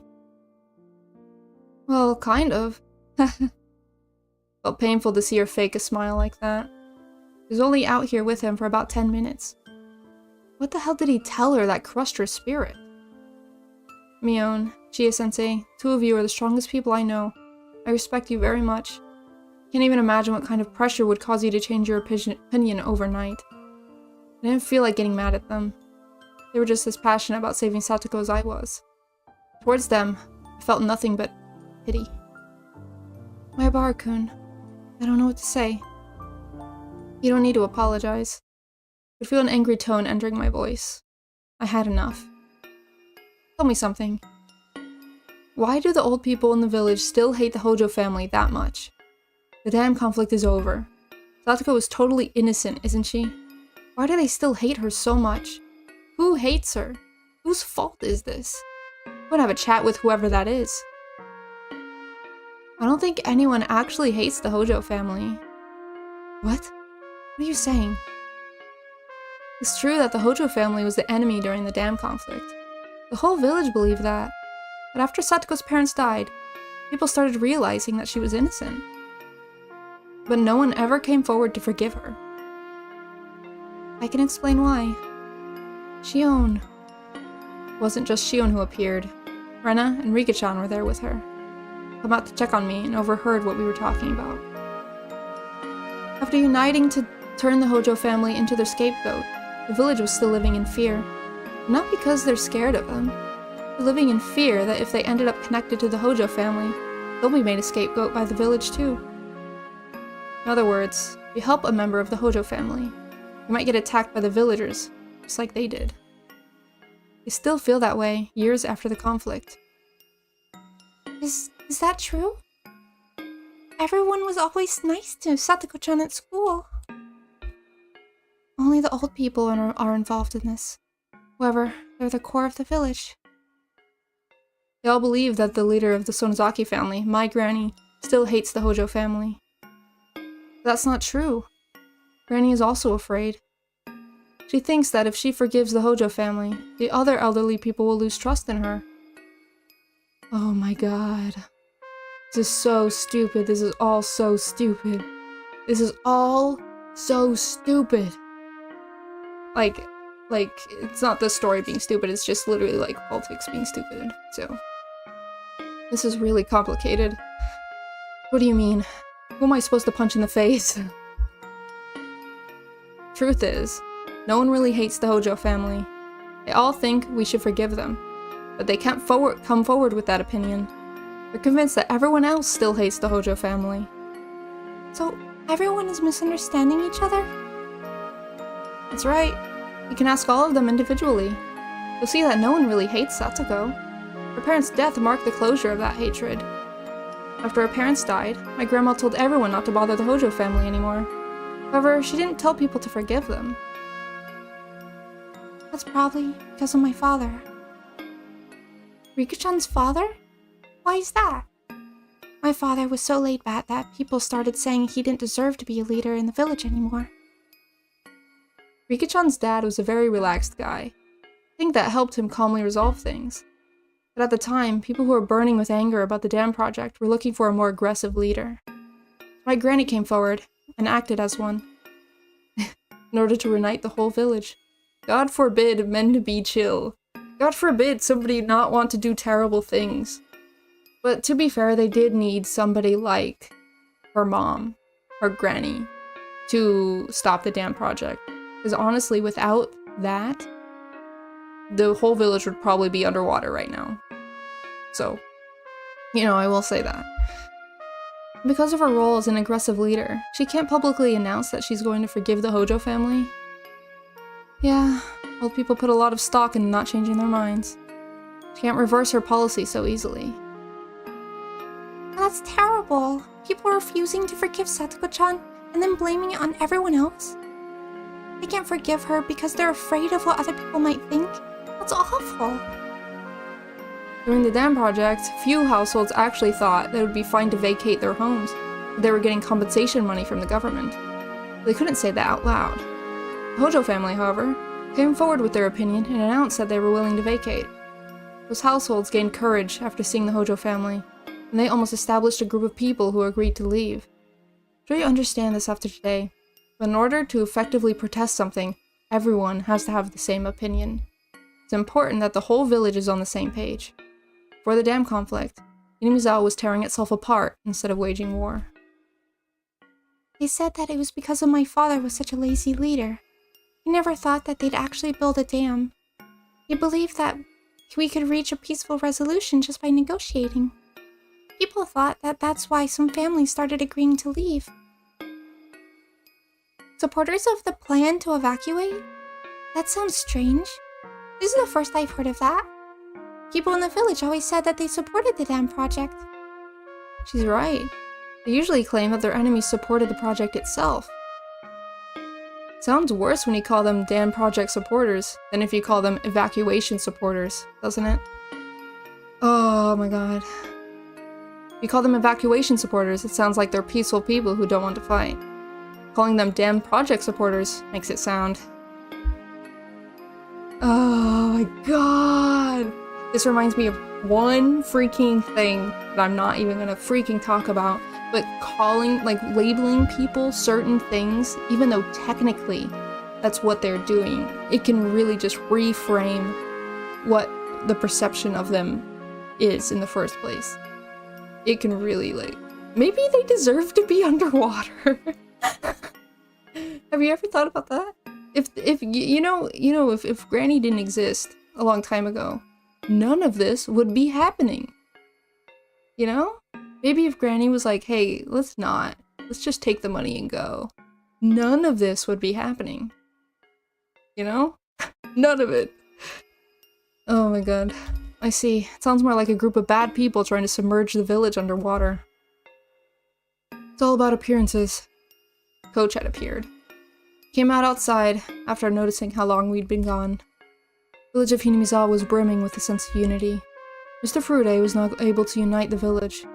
When the Zaki family figured that they could seize power, they were able to take charge of that unity. I'm starting to understand now. Let's phrase it a different way. In order to unite the village, they attacked the Hojo family, who betrayed their sense of unity. They used them to intimidate other people. People became afraid of the Hojo family, so they changed their minds and started protesting against the dam project. They held that if you interacted with the Hojo family, you were probably a supporter of the dam project yourself. That's why everyone kept their distance from them. They acted like they didn't even see them. When someone from the family talked to them, they ignored it. Initially, they were targeting only Satoko-chan's parents, and eventually the whole family was seen as a target. As a result, her aunt and uncle were caught in the line of fire too. It's kind of ironic. That was the reason they started abusing Satoko-chan to begin with. Her uncle and aunt were not in support of the dam project, but because of Satoko's parents, they were also attacked. After Satoko's parents died, they were forced to take care of their two children. Finally makes sense. I can see the whole picture now. Dam conflict is over, and Satoko-chan's parents are dead. I think the Sonozaki family should speak out and publicly forgive the Hojo family. Once again, there's an issue. Granny's afraid that the elderly people here will lose their trust in her if she publicly forgives the Hojo family. Seems like the Sonozaki family is as worried about people taking them lightly as the consultation center is. I heard this directly from her, so I'm sure that's what's happening. All she could do was tell everyone not to bother the Hojo family anymore. When she dies, she wants the next family head to officially declare the end of the dam conflict and stop discriminating against the Hojo family. My mom knows about this too. I heard about it from her, actually. It's just that old hag's stubborn pride. Let me ask you this. It sounds to me like the mayor and his people threatened Mion and told Chie-sensei they'd close the school. How about them? Do they still have bitter feeling toward the Hojo family? It's ridiculous. Even Uncle Kimiyoshi thinks no one in the village hates the Hojo family. It's just sad that the dam conflict hasn't completely ended for these people. Still afraid of being badmouthed behind their backs if they interact with the Hojo family. But people like you and Rika-chan interact with her. I'm young, and I don't have many ties to the town council either. Plus, Rika-chan is special. She's the reincarnation of a Yashiro-sama. A Yashiro-sama was the one who brought humans and demons together. Which means she was able to live with Satoko, even though Satoko is not accepted by the villagers. After hearing all this, I'm beginning to understand how difficult it was for Satoko to live in this village. Maybe we should just go somewhere else. Maybe this village is just literally cursed, and we should all leave. You know, maybe bad things will stop happening. Oh my god. But then the virus. It's not real. It's not real. It's not real. It's not real? That doesn't matter. I don't believe it's real. I mean, okay, anti-vaxxer. Okay, believing in a virus is different from believing against a vaccine to the virus. That's different. She always acted bright and cheerful in school and in the club. I thought that was her whole world. I had no idea how she felt when she was walking around alone in the village. Probably went grocery shopping, even knowing that the people were going to ignore her. She felt the coldness from them. She was standing strong on her feet. I had no idea she was going through something like that. I knew she went through tough times during the dam conflict. I had no clue that she was struggling to this day. I wake up again, and now Vampy is an anti-vaxxer? Crossing that out? No. No. Don't go spreading lies. No. What a sad story. And the whole thing is just nonsense, too. Do you feel that way too, Rena? I feel exactly the same. No one feels bitter towards Sadako-chan, but everyone is afraid something bad will happen to them if they interact with her. Whose fault is this? No one's? Is it the land or society making them think this way? It's no one's fault. But they're so worried about everyone else's opinions they can't forgive her, huh? Yes, the kind of atmosphere is great when the wind's blowing in a good direction. People would act kindly and help each other. But the case of the Hojo family is totally the opposite. It's spreading like a mold, and no one can do anything about it. What do you do with a rotten tatami mat? You have no choice but to toss it out and get a new one. Toss it out and get a new one. Ugh. Do that with the whole village. Toss the whole thing out and get a new one. So the mayor is pressuring us, not because he hates Satoko, but because he thinks if he lets us run free, someone who doesn't even exist might talk badly about him. So that's why he can't leave us be. I call that someone the curse of Oyashiro-sama. Here we go. Is that the first time it's been mentioned this whole chapter? Because I think it is maybe second time. Everyone is afraid of that someone, even though he doesn't exist. That someone doesn't exist, and they're not a real person. Gion's theory sounded interesting. Everyone follows the rules because they're afraid of that someone. However, even the leaders of the village are afraid of the same thing. Everyone in the village is following the rules because they're afraid of someone who doesn't even exist. They still follow the rules of the Dan conflict, thinking that they'll be cursed if they forgive Satoko. What the hell is that someone? You could only call it the curse of a Yashiro-sama. You know, that's true. That's actually so true. Because if you think about it, the curse of the Yashiro-sama was always like, who is it? Who's doing this? You know? So I feel like we still know as much as we did back then. Of course, curse of Yashiro-sama is still a mystery. But I guess the quote-unquote reality of the curse of Yashiro-sama is... No, we still don't know. Because someone is making it a reality. Someone is. Because if someone acts out of line, someone is punishing them. But who is that someone? They exist. Right? I don't know. Or maybe it's like a self-fulfilling prophecy where like the person spawns into existence when somebody does something bad. Yashiro-sama cursed the Hojo family because they supported the dam project. Still believe that, and Satoko is struggling because of it. Yashiro-sama will not curse Satoko. She thinks Satoko is adorable. Please do not use her name for something horrible like that. Rika-chan made a sad face. She's the shrine maiden for Yashiro-sama, the reincarnation of Yashiro-sama. I don't think there's a curse in the village at all. Everyone is just convinced that there is. If that's the case. This isn't the child consultation center's fault at all. The whole village bears responsibility. And you know what we must do. What is the music? Yes, I think so too. I thought appealing to the child consultation center would solve the problem. That's not going to do anything. A rotten tatami mat, huh? You can't just clean the surface. Even if the consultation center does save Satoko, that's nothing but a temporary fix. Guess we need to throw away the rotten tatami mats. We can save her for good. I think those tatami mats are all assembled nearby. What? I agree. Most of them are within a 20-meter radius up here. Hey, Kei-chan, Hana, what are you guys going to do? Mion. Mion, you're deeply involved in the village. I know you feel hesitant to save Satoko, as one of the leaders here. I understand why you and Chie-sensei almost gave up under the pressure. But I have nothing to lose. Maebara-san, are you really going to... right here? Wait, what's happening? I'm going to do it. I'm going to get rid of that rotten tatami mat. What does that mean? Will you join me, Rena? Yes. I'm tougher than you think. I know.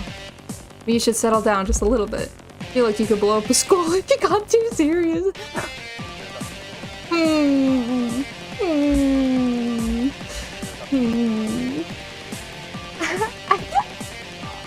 Oh my god! I think you could beat up someone with a metal bat if you got too serious. Oh my god, that's so funny. Oh my god. I think you could beat up someone with a metal bat if you got too serious. Ha ha ha ha. We're both pretty tough, huh? Well, let's go. Yeah, let's go. I understand your position, Mion. You don't have to come with me.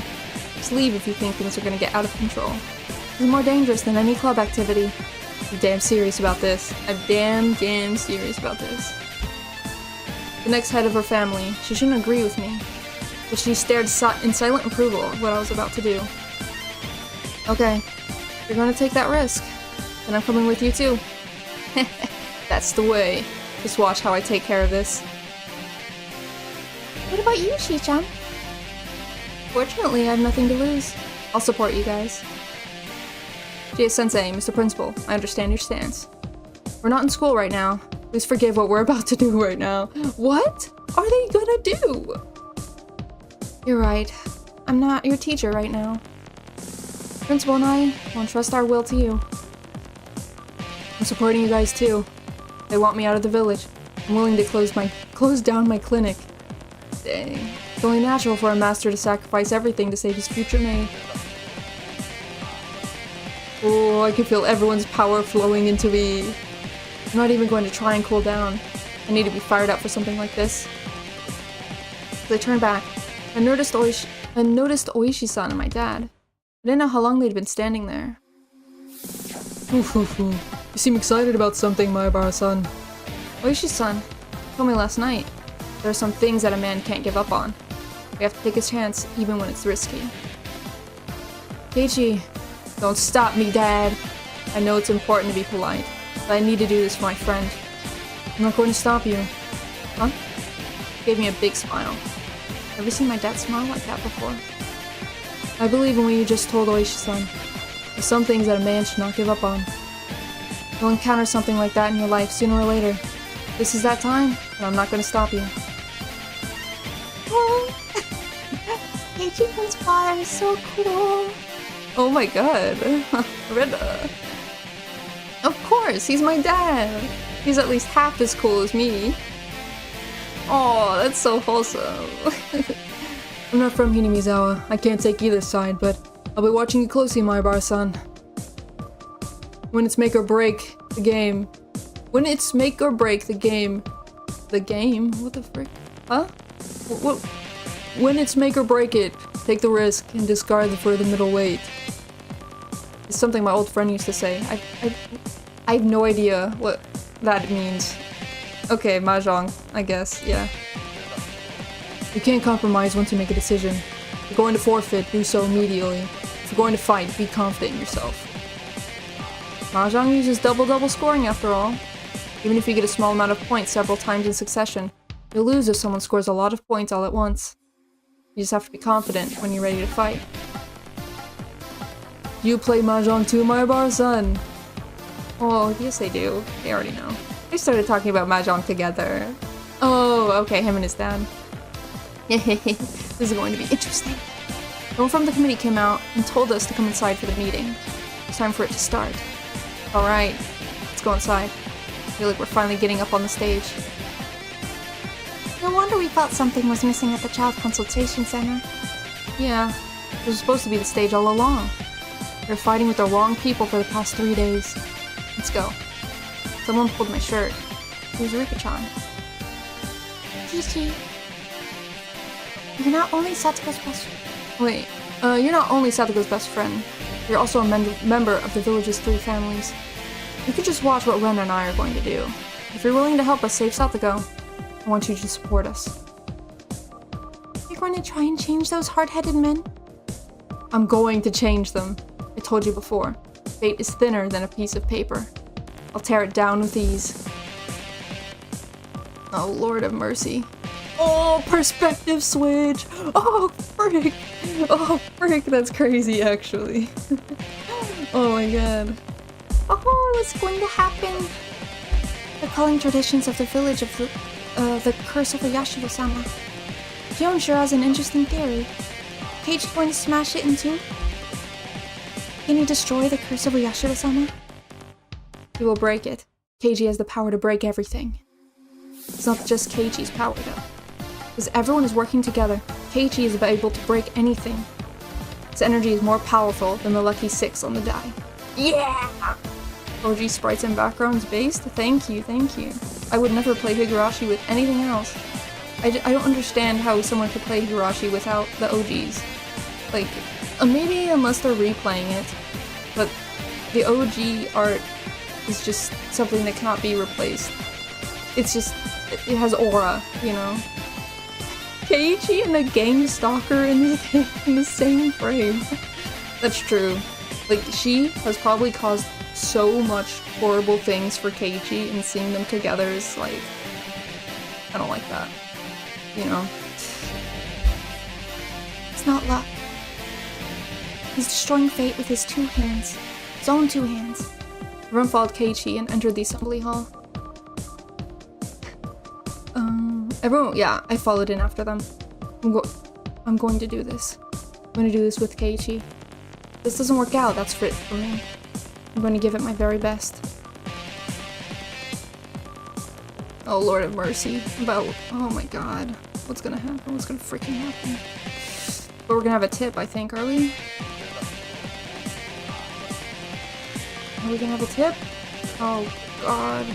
Civil servants preparations. Okay. Okay. Okay. Hold on. Should I look at spoilers, or is that not okay? 1, 2, 3. There's only 3 achievements in the game left. Console sprites are good too. Nothing beats the OGs, in my opinion. Except maybe, like, have you seen, like, the new Higurashi art style? Is really nice, like 2020s style is really good. I like that too. Have some water and then tips. Okay, civil servants preparations. I'm scared. Spoilers in my Hugo stream? What spoilers? What spoilers? Everything I've said, we have experienced already. Yeah, it does give off such a good vibe. Yeah, it really does. I see. We're good as long as we know that the town council and the Onigafuchi guardians aren't involved. Let's take care of Satoko Hojo-san's case without worrying about it too much. Onigafuchi guardians, they're still worried about that? I will. Glad to know the whole village isn't backing them. I wouldn't agree with them if they were, though. No matter who is pulling the strings, must treat every case equally. This whole odd rule that we have to give Hinamizawa special treatment is only due to the precedent set when we let threats influence us before. Well, you're absolutely right, sir, but let's continue to work on this case. The manager from the municipal government assured us that the town council has nothing to do with this petition. The problem that our organization is so afraid of one tiny community. As a manager, you should think about that a little. Yes, I'm sorry. Anyway, I'm glad to hear that the village isn't supporting them. Oh my god. You must act the same way even if the village does support them. No matter who is behind the scenes. Please be very careful with Satoko Hojo's case. Don't try to give her any special treatment, you understand? Ah. I mean, I get it. But I get you don't want to give any case special treatment because you have to treat every case the same. You didn't miss too much. Just the tip was just like it was basically just like behind the scenes of the child consultation center, and they were like, hey, don't give anyone special treatment because we must treat every case equally. And I'm like, yeah, I mean, that makes sense, but no, you know? But, like, no. My favorite arc is the first one. Hehe. All of them are really good, but I'll do a big ranking at the end. But like the first one, and then 6, and then 3, and then 2, and then all the rest. But those are my tops right now. My favorite is Boroshi, because I love Rena. Oh, hold up. That one is a really good one too. That one is a really, really good one. Like, whenever I do tier lists or anything, all Higurashi arcs are amazing. All of them. It's just that I just love some of them more. But all of them are great. We're gonna keep going though. One more. Let's break. Excuse me, I have something to say before the meeting starts. They all knew immediately that I was going to say something about Satoko. I guess they weren't just old for show. I guess they were just old for show. Okay, Ichi-kun, today's our final meeting before the festival, so can you bring up your personal issue later? Oh my god. I ignored him and continued talking. If you have something to say, just tell me directly. Don't go through Mion or Chie-sensei. I don't like it when people are so indirect. Let's talk face to face. Everyone went quiet. Nobody there wanted to be involved in a conversation about the Hojo family. Everyone here knows that Satoko Hojo is practically being confined by her uncle and suffering at his hands. Well, I don't care that you're not being proactive about helping her. I'm sure that some of you don't want any trouble. But we're different. We're different. Satoko is our friend. We're fighting as hard as we can to save our friend from danger. However, Keiji-kun, we're aware of all that. All we're saying is that you've done enough to the consultation center by now. Is there a problem if we continue our appeal? Of course there is. It's a big problem too. Someone with a stern voice spoke out at me. Heh, I had gotten under their skin. Then what is the problem? Can you explain it so a child like me can understand? The damn conflict ended ages ago. The age of banding together and storming public offices is over. The subject wasn't even Satoko anymore. All they had to offer was a bunch of excuses. I'm not asking about your past, and the damn conflict has nothing to do with this. This is my war. If you're going to partake in my war, then let's make it sure if you're my enemy or my ally. Which is it? Are you my allies or my enemies? Listen to things that come out of this boy's mouth. Young people these days don't know how to be polite. The whole room lit up and started filling with the smell of gunpowder. However, none of my allies let themselves get swept up in the commotion and maintain their harsh stares. Those expressions made me feel as though I had a million supporters behind me. I was standing in front only as their representative. It wasn't my fight alone. This was everyone's fight. Because of that realization, the fierce looks and the old people were giving me didn't intimidate me at all. Keiji-kun, this is not about us being your enemy or not. Our village has fought with these officials during the dam conflict. However, I do understand that this has nothing to do with that. Dam conflict is a thing of the past. I don't care what you thought about that. I'm talking about me, my friend, and Satoko. I never asked you about the dam conflict. Ever thought about getting your ears checked, old man? Okay, Keiji. Keiji, you gotta be a little civil. Why you? How could you talk to your elders like that? You disrespectful little brat. I'd like to have a word with your parents. My dad, standing behind me, gave an apologetic and bitter smile. Pardon me, I'm his father, you see?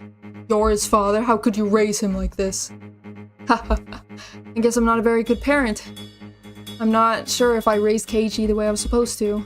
My dad paused. In the next moment, however, his expression changed to a glare. However, a single man known as Keiji Maebara is standing here before all these faces to voice his appeal about something that doesn't make any sense. I don't care if he's my son or not. He's only making his assertion as a man. So I don't think there's really any reason to be talking to me here. Silence filled the room as the old people sat there with their mouths agape. Oishi-san broke that silence with laughter. You got plenty of pride, don't you? Ooh. My name is Renner Ryugu.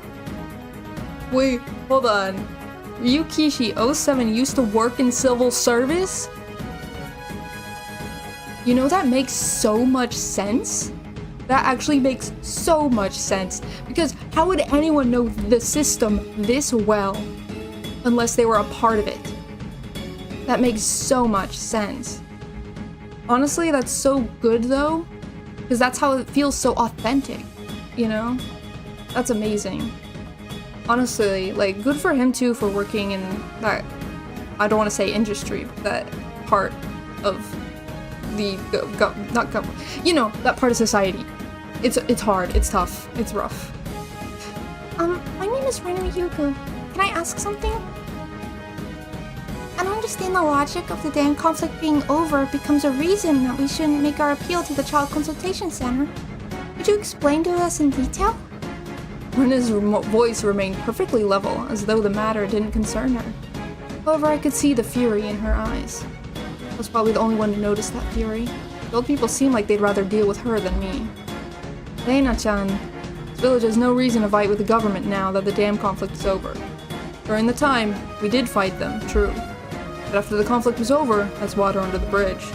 Our village re-established relations with the government. Hinamizawa is not an individual country, which is a small village in Japan. The government is taking care of us. That's why we need to try and get along with them. You're right. It is important for a village to have a good relationship with the government. Listen to Reina-chan. She understands us at least. Maebara's boy, I'll have to learn from her. Heard little bits and pieces from the noise of the crowd. Yeah, that's definitely true. Hinamizawa's been trying to fix its relationship with the government ever since the damn conflict ended. Exactly, just like Neo-chan said. The old men cheered, huzzah, huzzah. However, Shion was the next to open her mouth. That's why the town council and the government officials are best friends now. In fact, 2 officials always come along on the town council's annual hot spring trip. They get paid to participate too. The trip itself is mostly paid for with tax money, isn't it? Oh, and I know so many other things. Like the donations for the New Year's end-of-year parties, as well as the vast financial aid the town council receives for festivities. The upcoming Minagoroshi is one of them.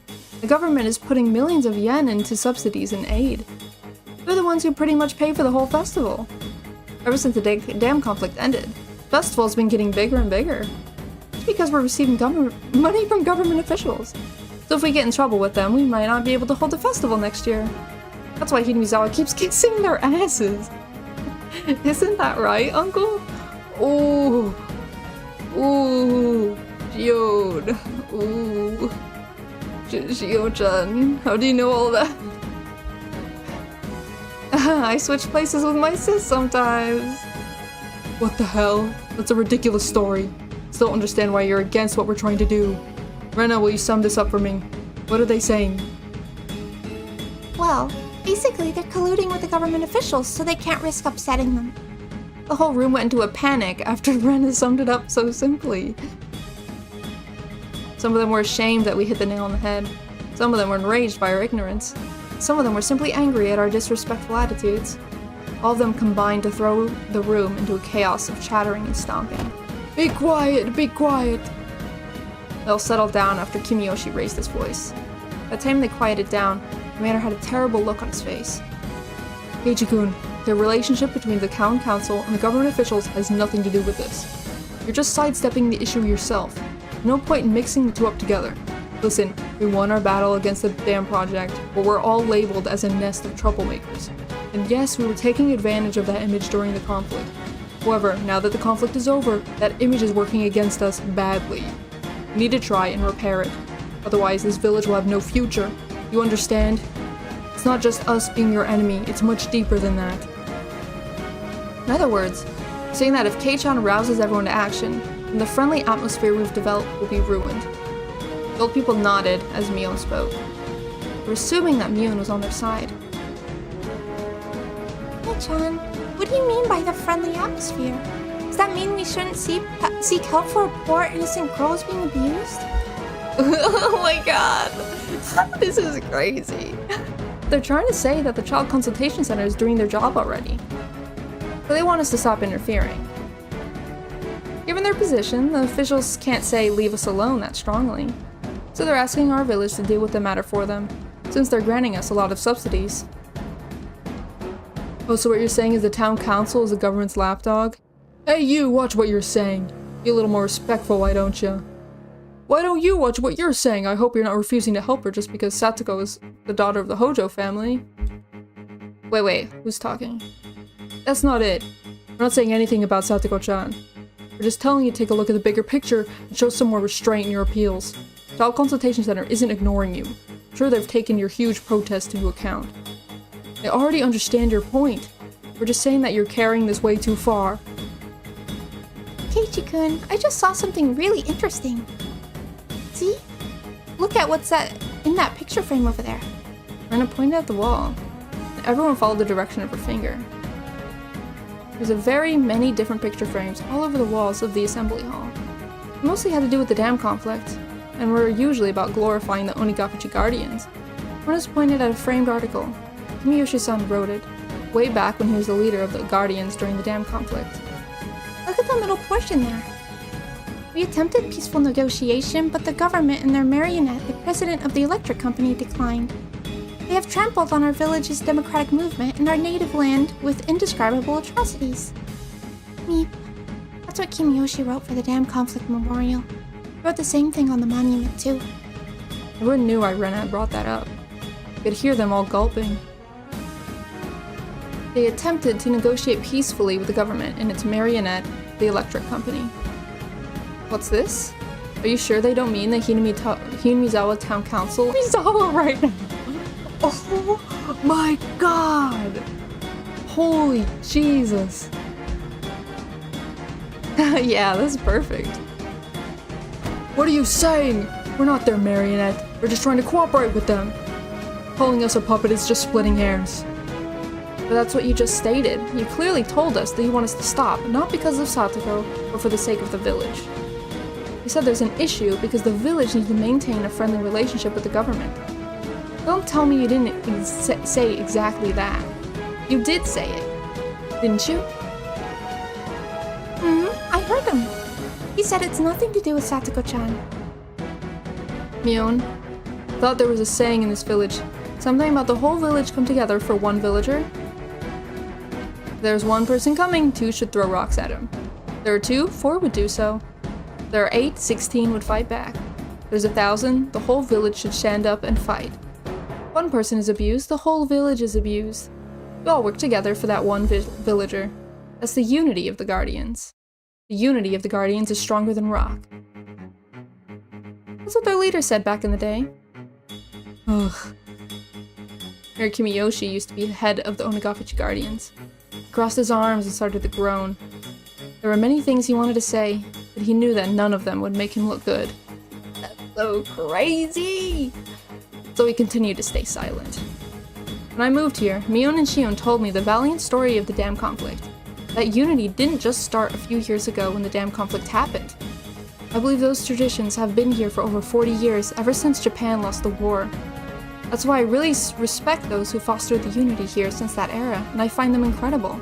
And more than anything, I'm impressed by the courage of the Onagafuchi Guardians displayed here in this picture frame. The government tried to pull many dirty tricks to submerge this village under the water, but the Guardians thwarted every one of them. Because of the efforts of those men, Hinamizawa is still here today. No, they're not.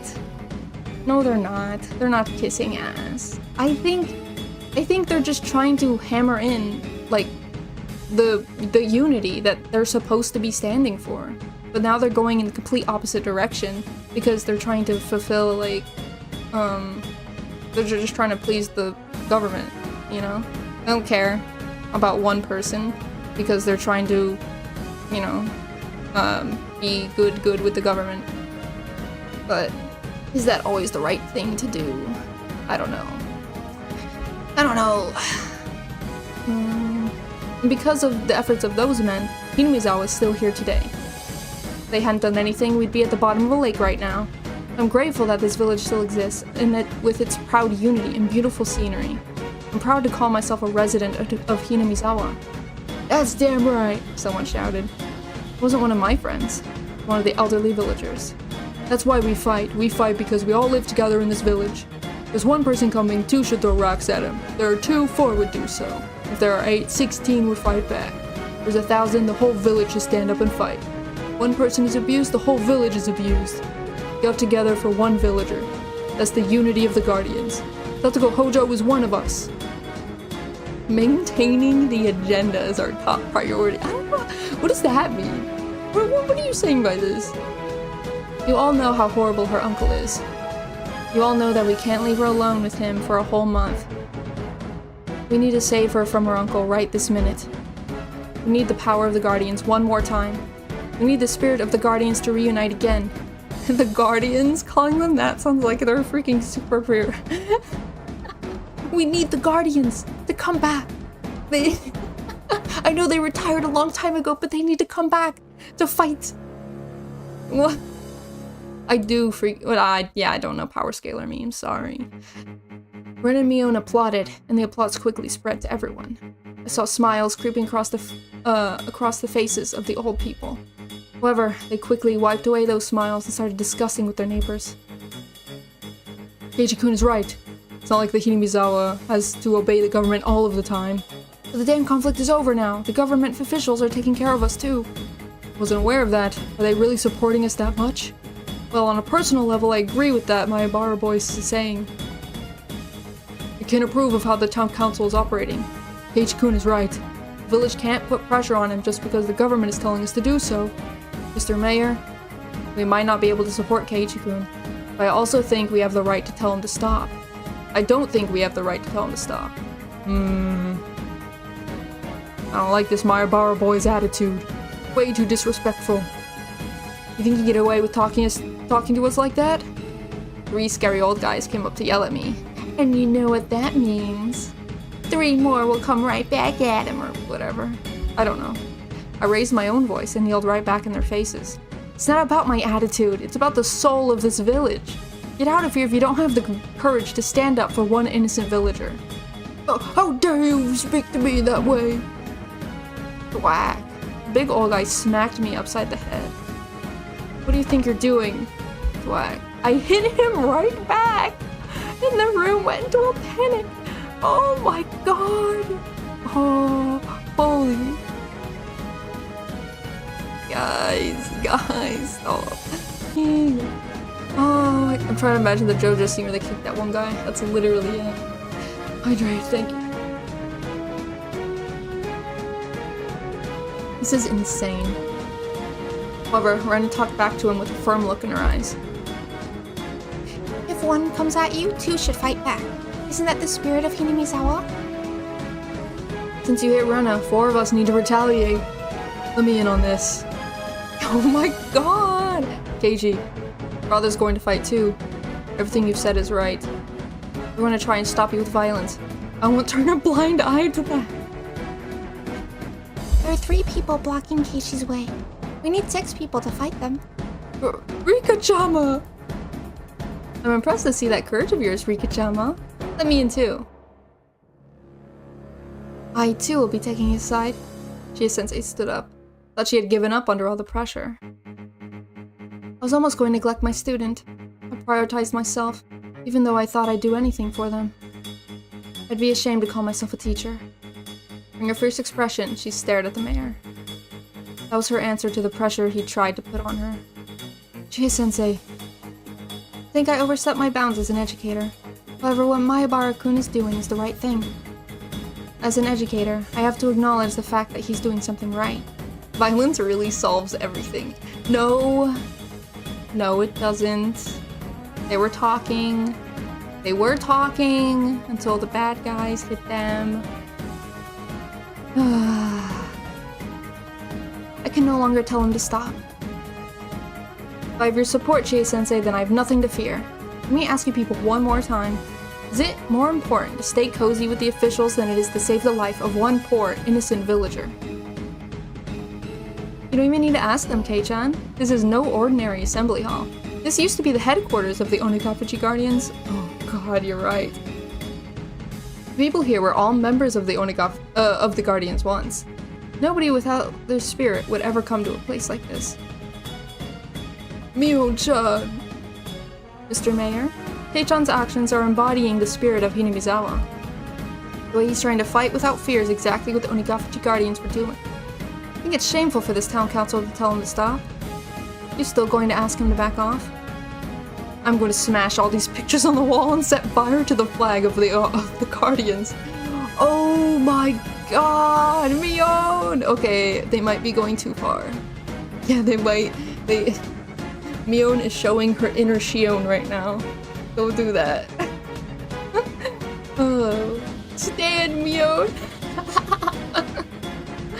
Oh my god. While the mayor did nothing but moan, somebody else raised his voice. I'm gonna support Mayabara-kun. He may be disrespectful, but he has the right spirit. I agree. It's pathetic the way we're colluding with these government officials. Keiji-kun, don't worry about what anyone else thinks. Keep on fighting. Don't give in to the pressure. Assembly hall instantly filled with a great round of applause. Mayabara-kun, tell us what's going on so far. Very well. On the day Satoko was kidnapped by her uncle, Chie-sensei visited her house. However, he refused to let Chie see her. It was obvious that something unusual was going on. Chie-sensei called the child consultation center right after that. That night, the social worker visited her house. However, they determined that there was no abuse going on, and they put their case on hold. This might be a normal way to handle the situation, but they didn't know how dangerous that uncle is. For that reason, the 5 of us went to the consultation center to let them know how urgent it was that she be rescued. They said that they'd take that into consideration, but they still didn't take action after that. We thought 5 of us was not enough, so the next day we went there with more than 20 of our classmates. You took the whole class? Kei-chan gave us a very moving speech. He told them that they had to save their friend and not abandon her. If he was here during the dam conflict, I'm sure his charisma would have solved it a year earlier. Dang, that's crazy. We all know too well how spirited this lad is. The consultation center was still not willing to listen to us on the second day. We made almost no progress. All they told us was that they were working on it. No, Keiichi-kun, we did make progress. They were so intimidated that they asked someone from the local government to check in on our town council. The fact that they tried to pressure us to stop meant that what you did was working. You made progress. I see. I guess you could look at it like that. If they weren't scared of us, they wouldn't have acted like that. That way. On the third day, we called all of our friends and gathered 60 people. This time, we got to meet the head of the office. He listened to us, but he didn't say what their decision would be. Keiichi-kun, to tell you the truth, at that point, the council had already spoken to the officials and had made our decision to stop you. The Child Consultation Center confirmed that the whole village wasn't involved in the protest. They decided to just ignore your appeal. That's what I thought. I could feel that from the way the head of the office treated us. It's obvious that they were just trying to get it over with. We're planning to go there tomorrow too, but I wonder if they'll even pretend to listen. They might not even let us in because they think the village is pressuring us to stop. Yeah. They think that the village is on their side. The village needs to publicly announce that they're supporting Keiichi. I agree. Otherwise, they definitely won't listen to us again. We should do that. We should tell them that Hinamizawa is not going to stop Mayabara-kun from what he's doing. Personally, I don't want to complain about Keiichi-kun's actions. However, it's complicated when I think about it from the town council's point of view. Even if we tell them that we're not on their either side, they'll think that we're on his side. It's a tantamount to picking a fight with them. I still have to respect the opinion of the council too. I can't just decide this on my own. I need to get approval from all the council members. Most of them are here right now. So you say, but... Let's just be honest here. You're afraid that someone among you who are against saving the daughter of the Hojo family, aren't you? Wow. Still. Whole room sunk into silence. That's the heart of the matter. I was about to say that. Everyone thinks the damn conflict is over. You all told us that a few minutes ago. You also think that there's no need to discriminate against the Hojo family now that everything is said and done. However, you're still afraid of her family. You're afraid that you'll be bad-mouthed if you interact with the Hojo family. Satoko-chan's parents were indeed the leaders of the evacuation supporters. But what crime did Satoko-chan commit herself? Personally, I don't have anything against her. But other people do. I don't have anything against her either. Conflict is over and her parents have also passed away. I don't hate her either. But I know there are some people who still do. Oh my god. I'm gonna start calling unimportant stuff the appendix of the matter. Well, appendix of the matter would mean it did serve some purpose at some point, but now is not, and now is completely useless. But yeah, I get what you're saying. But I love how these officials are like, I don't hate her, but some people do. That's crazy. It's like saying like, I'm not racist, but some people are, so... Like, what? Let me ask you this. If you hate Satoko, please raise your hand. I'm sure no one will. Yet you all still believe that interacting with her will make others speak ill of you. However, no one's going to. There's nobody like that. No, that can't be true. There's one person, at least. And tell me who it is. Tell me who told you directly that they hate Satoko. The room fell silent again. It became obvious that they were all avoiding Satoko because of a huge misunderstanding. The Child Consultation Center won't do anything no matter what we do. They're convinced that the town council is on their side. They won't be able to fight until the council makes it clear that they're not supporting them. Kimiyoshi, by any chance, do you need approval from someone? Shh, you're right on the money with that one. Mara forced out a smile. I had no idea what Rika-chan was talking about. She must have hit the nail on the head. Who could it be, though? Who was that someone? Granny! If I could persuade them, the village would end up supporting us. Are you talking about my hag of a grandmother? Kimiyoshi family had forgiven the Hojo family. The Furude family had done the same, right? I'm one of the leaders of the three families, too. Hinamizawa has 3 powerful families who make all the decisions for the village. That had been a tradition since the time of Onigafuchi village. Kind of an old tradition, but this was a road we couldn't avoid. So all we need is the approval from the Sonozaki family. Heard that they have the most power among the 3. Everyone knew that, but it was taboo to speak of it. It's something only I could say since I didn't have the ties they did. We can persuade Mi-chan's grandmother. Will the town council support us? What do you think, Mio-chan? I don't want to fight with Granny. But if she's standing between Satoko and safety, I'll have to. I won't be fighting as the next head of the family. I'll be fighting as Satoko's friend. Miyoshi-san, please promise. If we persuade Mion's grandmother, will we have the council's support? Of course. No one would complain if it was the decision of the 3 families. Let me get this straight. You're all refusing to help me because you're afraid of Mion's grandmother, right? You're all grown adults, good grief. That's what you say, but isn't Oryo-san terrifying? That's not true. I know Mi-chan's grandmother very well. Sure, she has a scary side, but she's not that bad. Keiji-kun is scarier than her when he's angry. Yeah, and Ren is even scarier than me. Alright. I'm gonna persuade Mion's grandmother. Support us when we succeed. Actually, don't just quietly support us either. I'm expecting you guys to take action, too. What do you mean by that? We want the Onigafuchi Guardians to reunite. You're going to let us kids do all the protesting? You want us to protest too? We can't do that. We should do that. We're going to tell those officials that we're going to fight against them. We need to do everything we can. We're going to support Keiji-kun on behalf of the whole village. We need to make things clear to them. We have to support these kids if we're going to be on their side. Once we decide to do that, it's no longer just Mayabara-kun's fight. It'll be the village's fight too. In that case, you should be our leader, Kibiyoshi-san. Oh, here we go. The gang's getting back together. Higurashi's true conflict, miscommunication, and not trusting her friends. I mean, that's so true. That's literally why anything bad ever goes wrong. But to be fair, if we're talking about the real world, that's why anything happens. Ever. Right?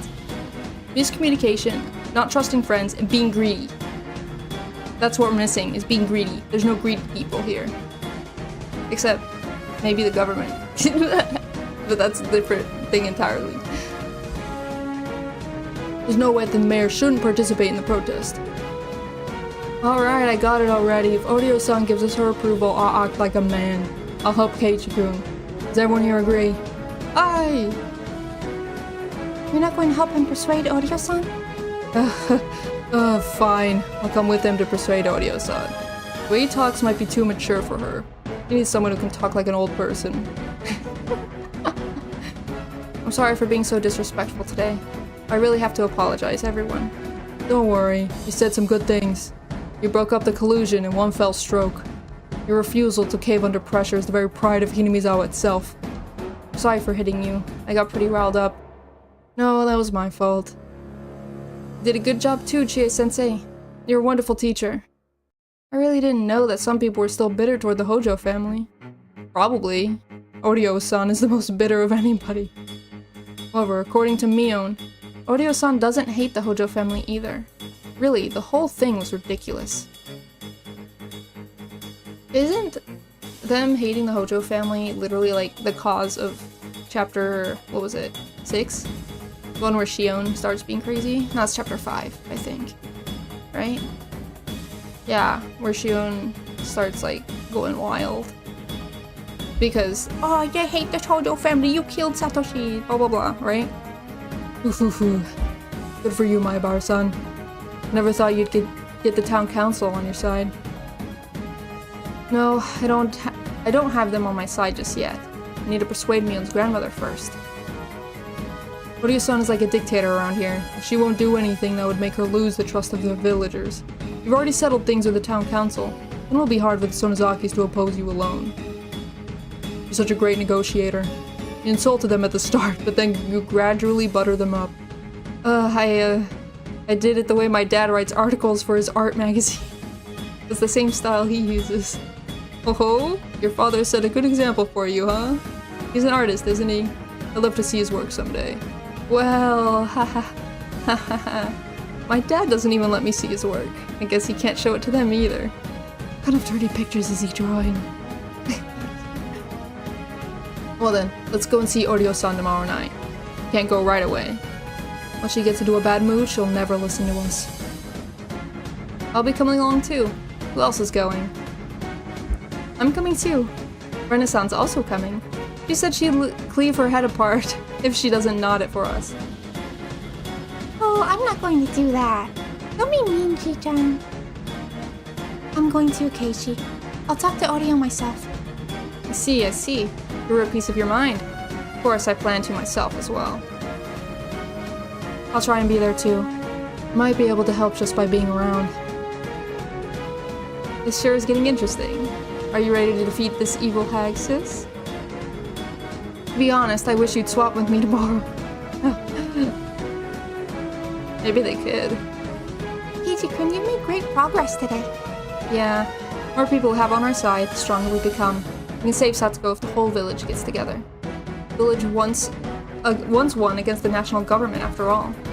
Old people seem proud to hear me talk about the damn conflict. Everyone started talking about all the heroic things they did back then. But we could never save Satsuko, for that fate is reaching its end. The power we have right now is overwhelming. Power to defeat fate is far stronger than the mere chance alignment of a few coincidences. Higurashi when they cry. That's actually crazy though. I'm trying to think. About literally everything that's ever happened. The next evening? Are we skipping? What? Did we skip it? Are we not going through it? Huh. Okay. The next evening.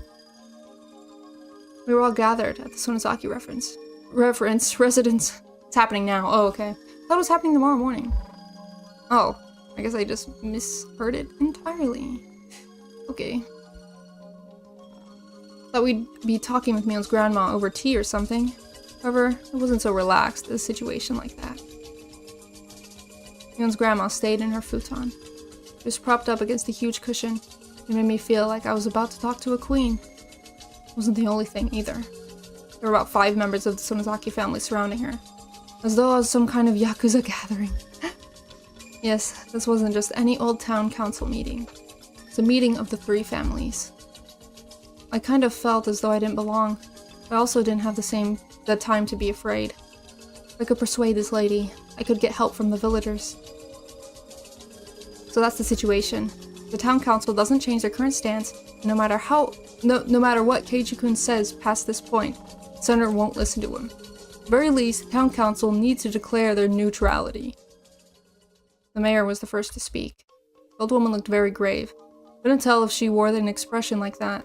She always wore an expression like that, or if the story made her look that way. She made a comment in a very low voice to her people. The lady wearing a kimono spoke for her instead. She must be Mion's mother. The Child Consultation Center is simply doing their job.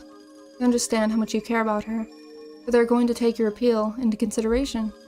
What more are you expecting from them? Mom, let me explain this to you. Satsuko's uncle is a horrible man. He regularly beat Satsuko last year, and I'm sure that he's even worse this time around because of his lover up and abandoning him. Didn't you investigate him, Kasai? Senpai Hojo, I mean. I did make such a report to Akane-san.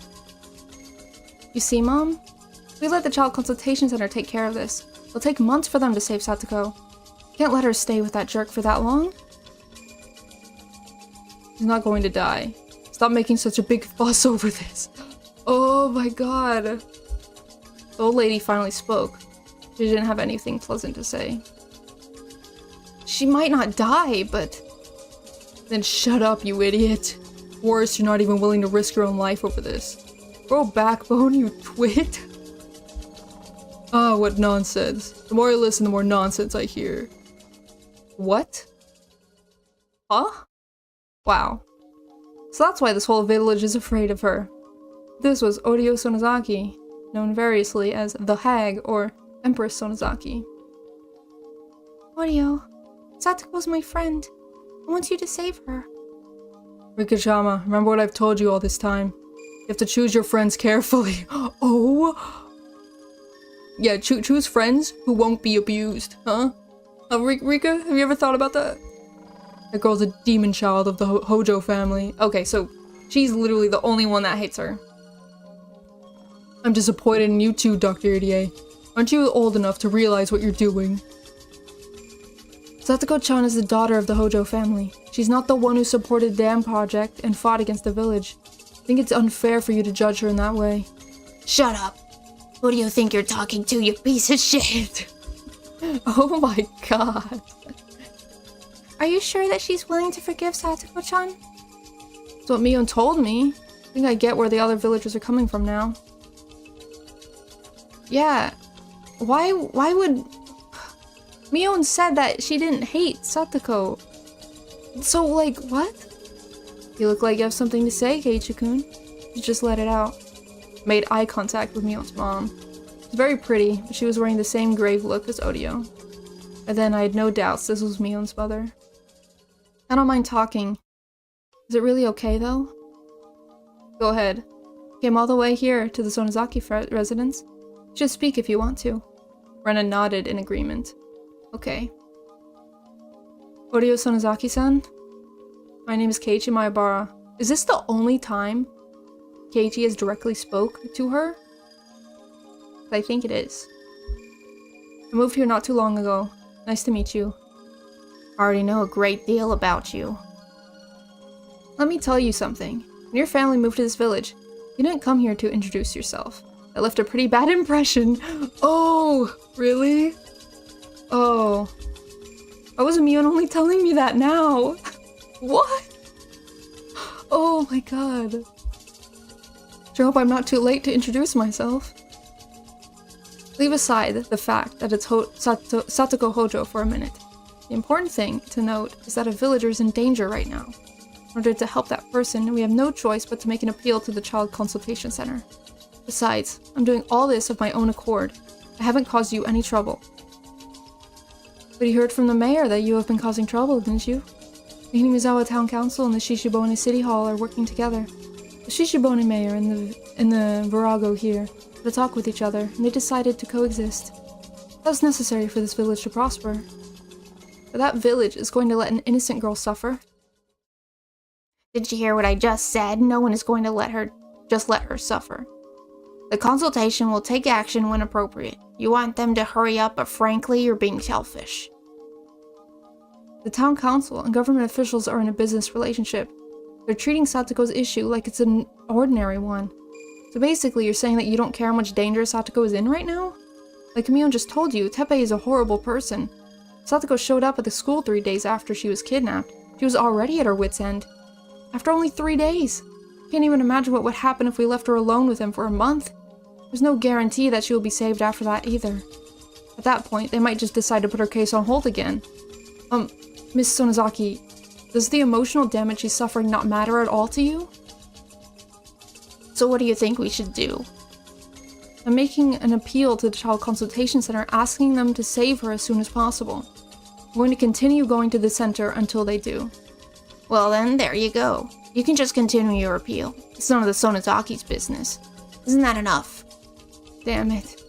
She's so hard-headed. It was easy to win the argument with the old people in the assembly hall since they got agitated so quickly. But Akane-san, Mion's mom, is way tougher than that.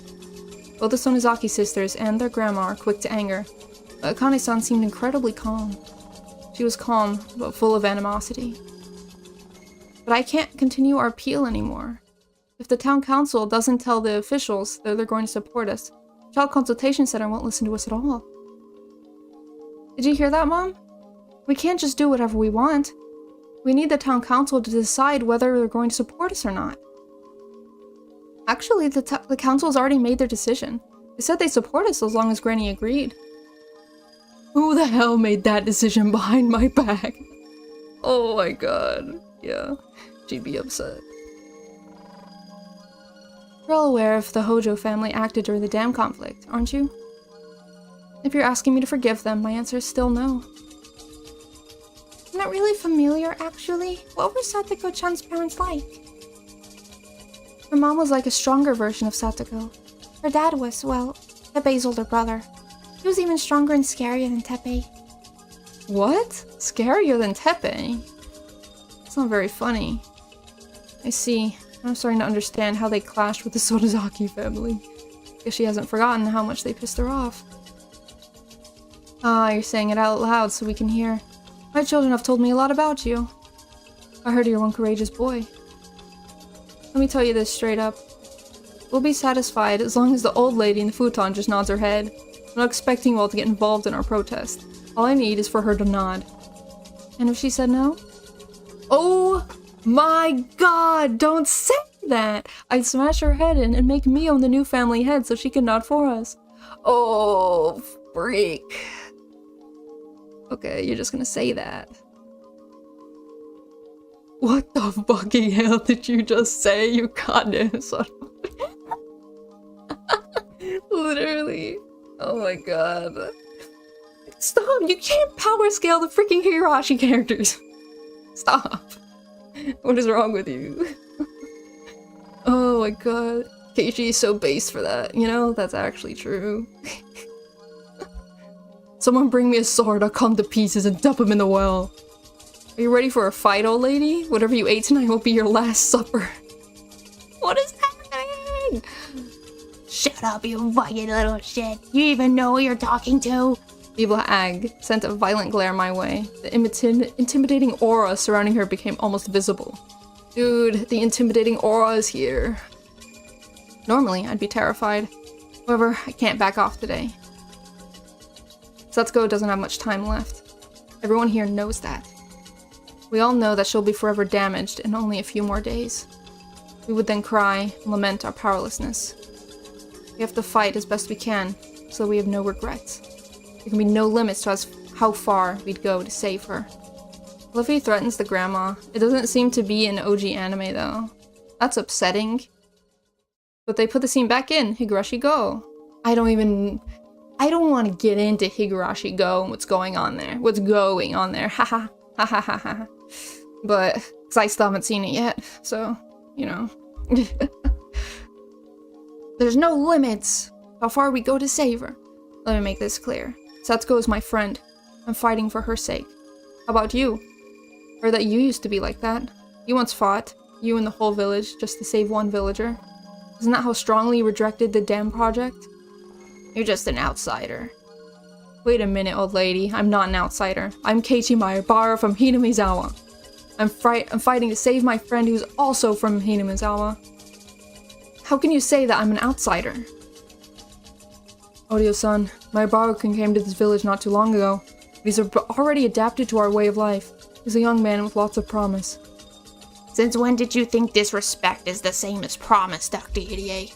Someone bring me my medicine and some tea already. All this blood rushing in my head is making me ache. The man on the far end stood up and brought over some tea and medicine. If you think I'm being disrespectful, then let me make this request properly. We want the Sonozaki family's help in order to save Satoko Hojo. Satoko lives in this village too. Moreover, she's my friend. Please help us. As I deeply bowed my head to her, my friends bowed along with me. Keiichi-kun, raise your head. What shall we do, mother? It's none of my business. What are you expecting out of me? Satoko-chan is like a family to Keiichi-kun. It's only natural for him to seek help from his family. Mom! However, Sonozaki family and the Hojo family were enemies. They once disparaged Mother in public too. We can never forgive them for doing that. This is an issue of distinction. Distinction? Have we heard that before? I feel like we have, but I don't know. What do you mean distinction? They would need to make an apology. However, the parents died in the accident. There's no one else who can apologize to us. Forgiveness won't come cheap. So if she apologizes to you, you'll forget about what her family did? The world we live in is one of honor. She apologizes to us. We'll have no choice but to forgive her. Are you going to make Satoko-chan apologize? Dude, we can't make her do anything. What? She's going through so much. You think she can even say those words? Oh my god. Sure. I'll make her apologize for what her parents did. Her parents can't be there to do so, but you'll still forgive her, won't you? We'll have to see her before we make our final decision. But I suppose we can say that we'll forgive her. What do you think, Oryo-san? What if Satoko-chan apologized to you about the dam conflict? Well, I think about that when she apologizes to me. I might forgive her if she really did. She laughed, obviously thinking that Satoko would never actually apologize to her. It seemed for a moment as though Rena had compromised in her mind. However, Rena always has a plan up her sleeve. But if she apologized to you, would you apologize to her for discriminating against the innocent girl who didn't deserve to be treated that way? Oh... You know, I thought about this a while ago. What if... Because, like, the problem is her being a Hojo. What if someone else adopted her and she was not a Hojo anymore? What if she just changed her last name? Does that fix it? Or is it the Hojo bloodline that's a problem? It's probably the bloodline, right? Huh? Satoko-chan wasn't the one supporting the dam project. She's just the child of those who did. But you just hate her for her last name. You're not just an ordinary old lady in this village. You hold great influence over the people here. Because you're the leader of the Sonozaki family. Your public hatred towards Satoko-chan had a huge impact on the way the village thinks. That became clear with the town council.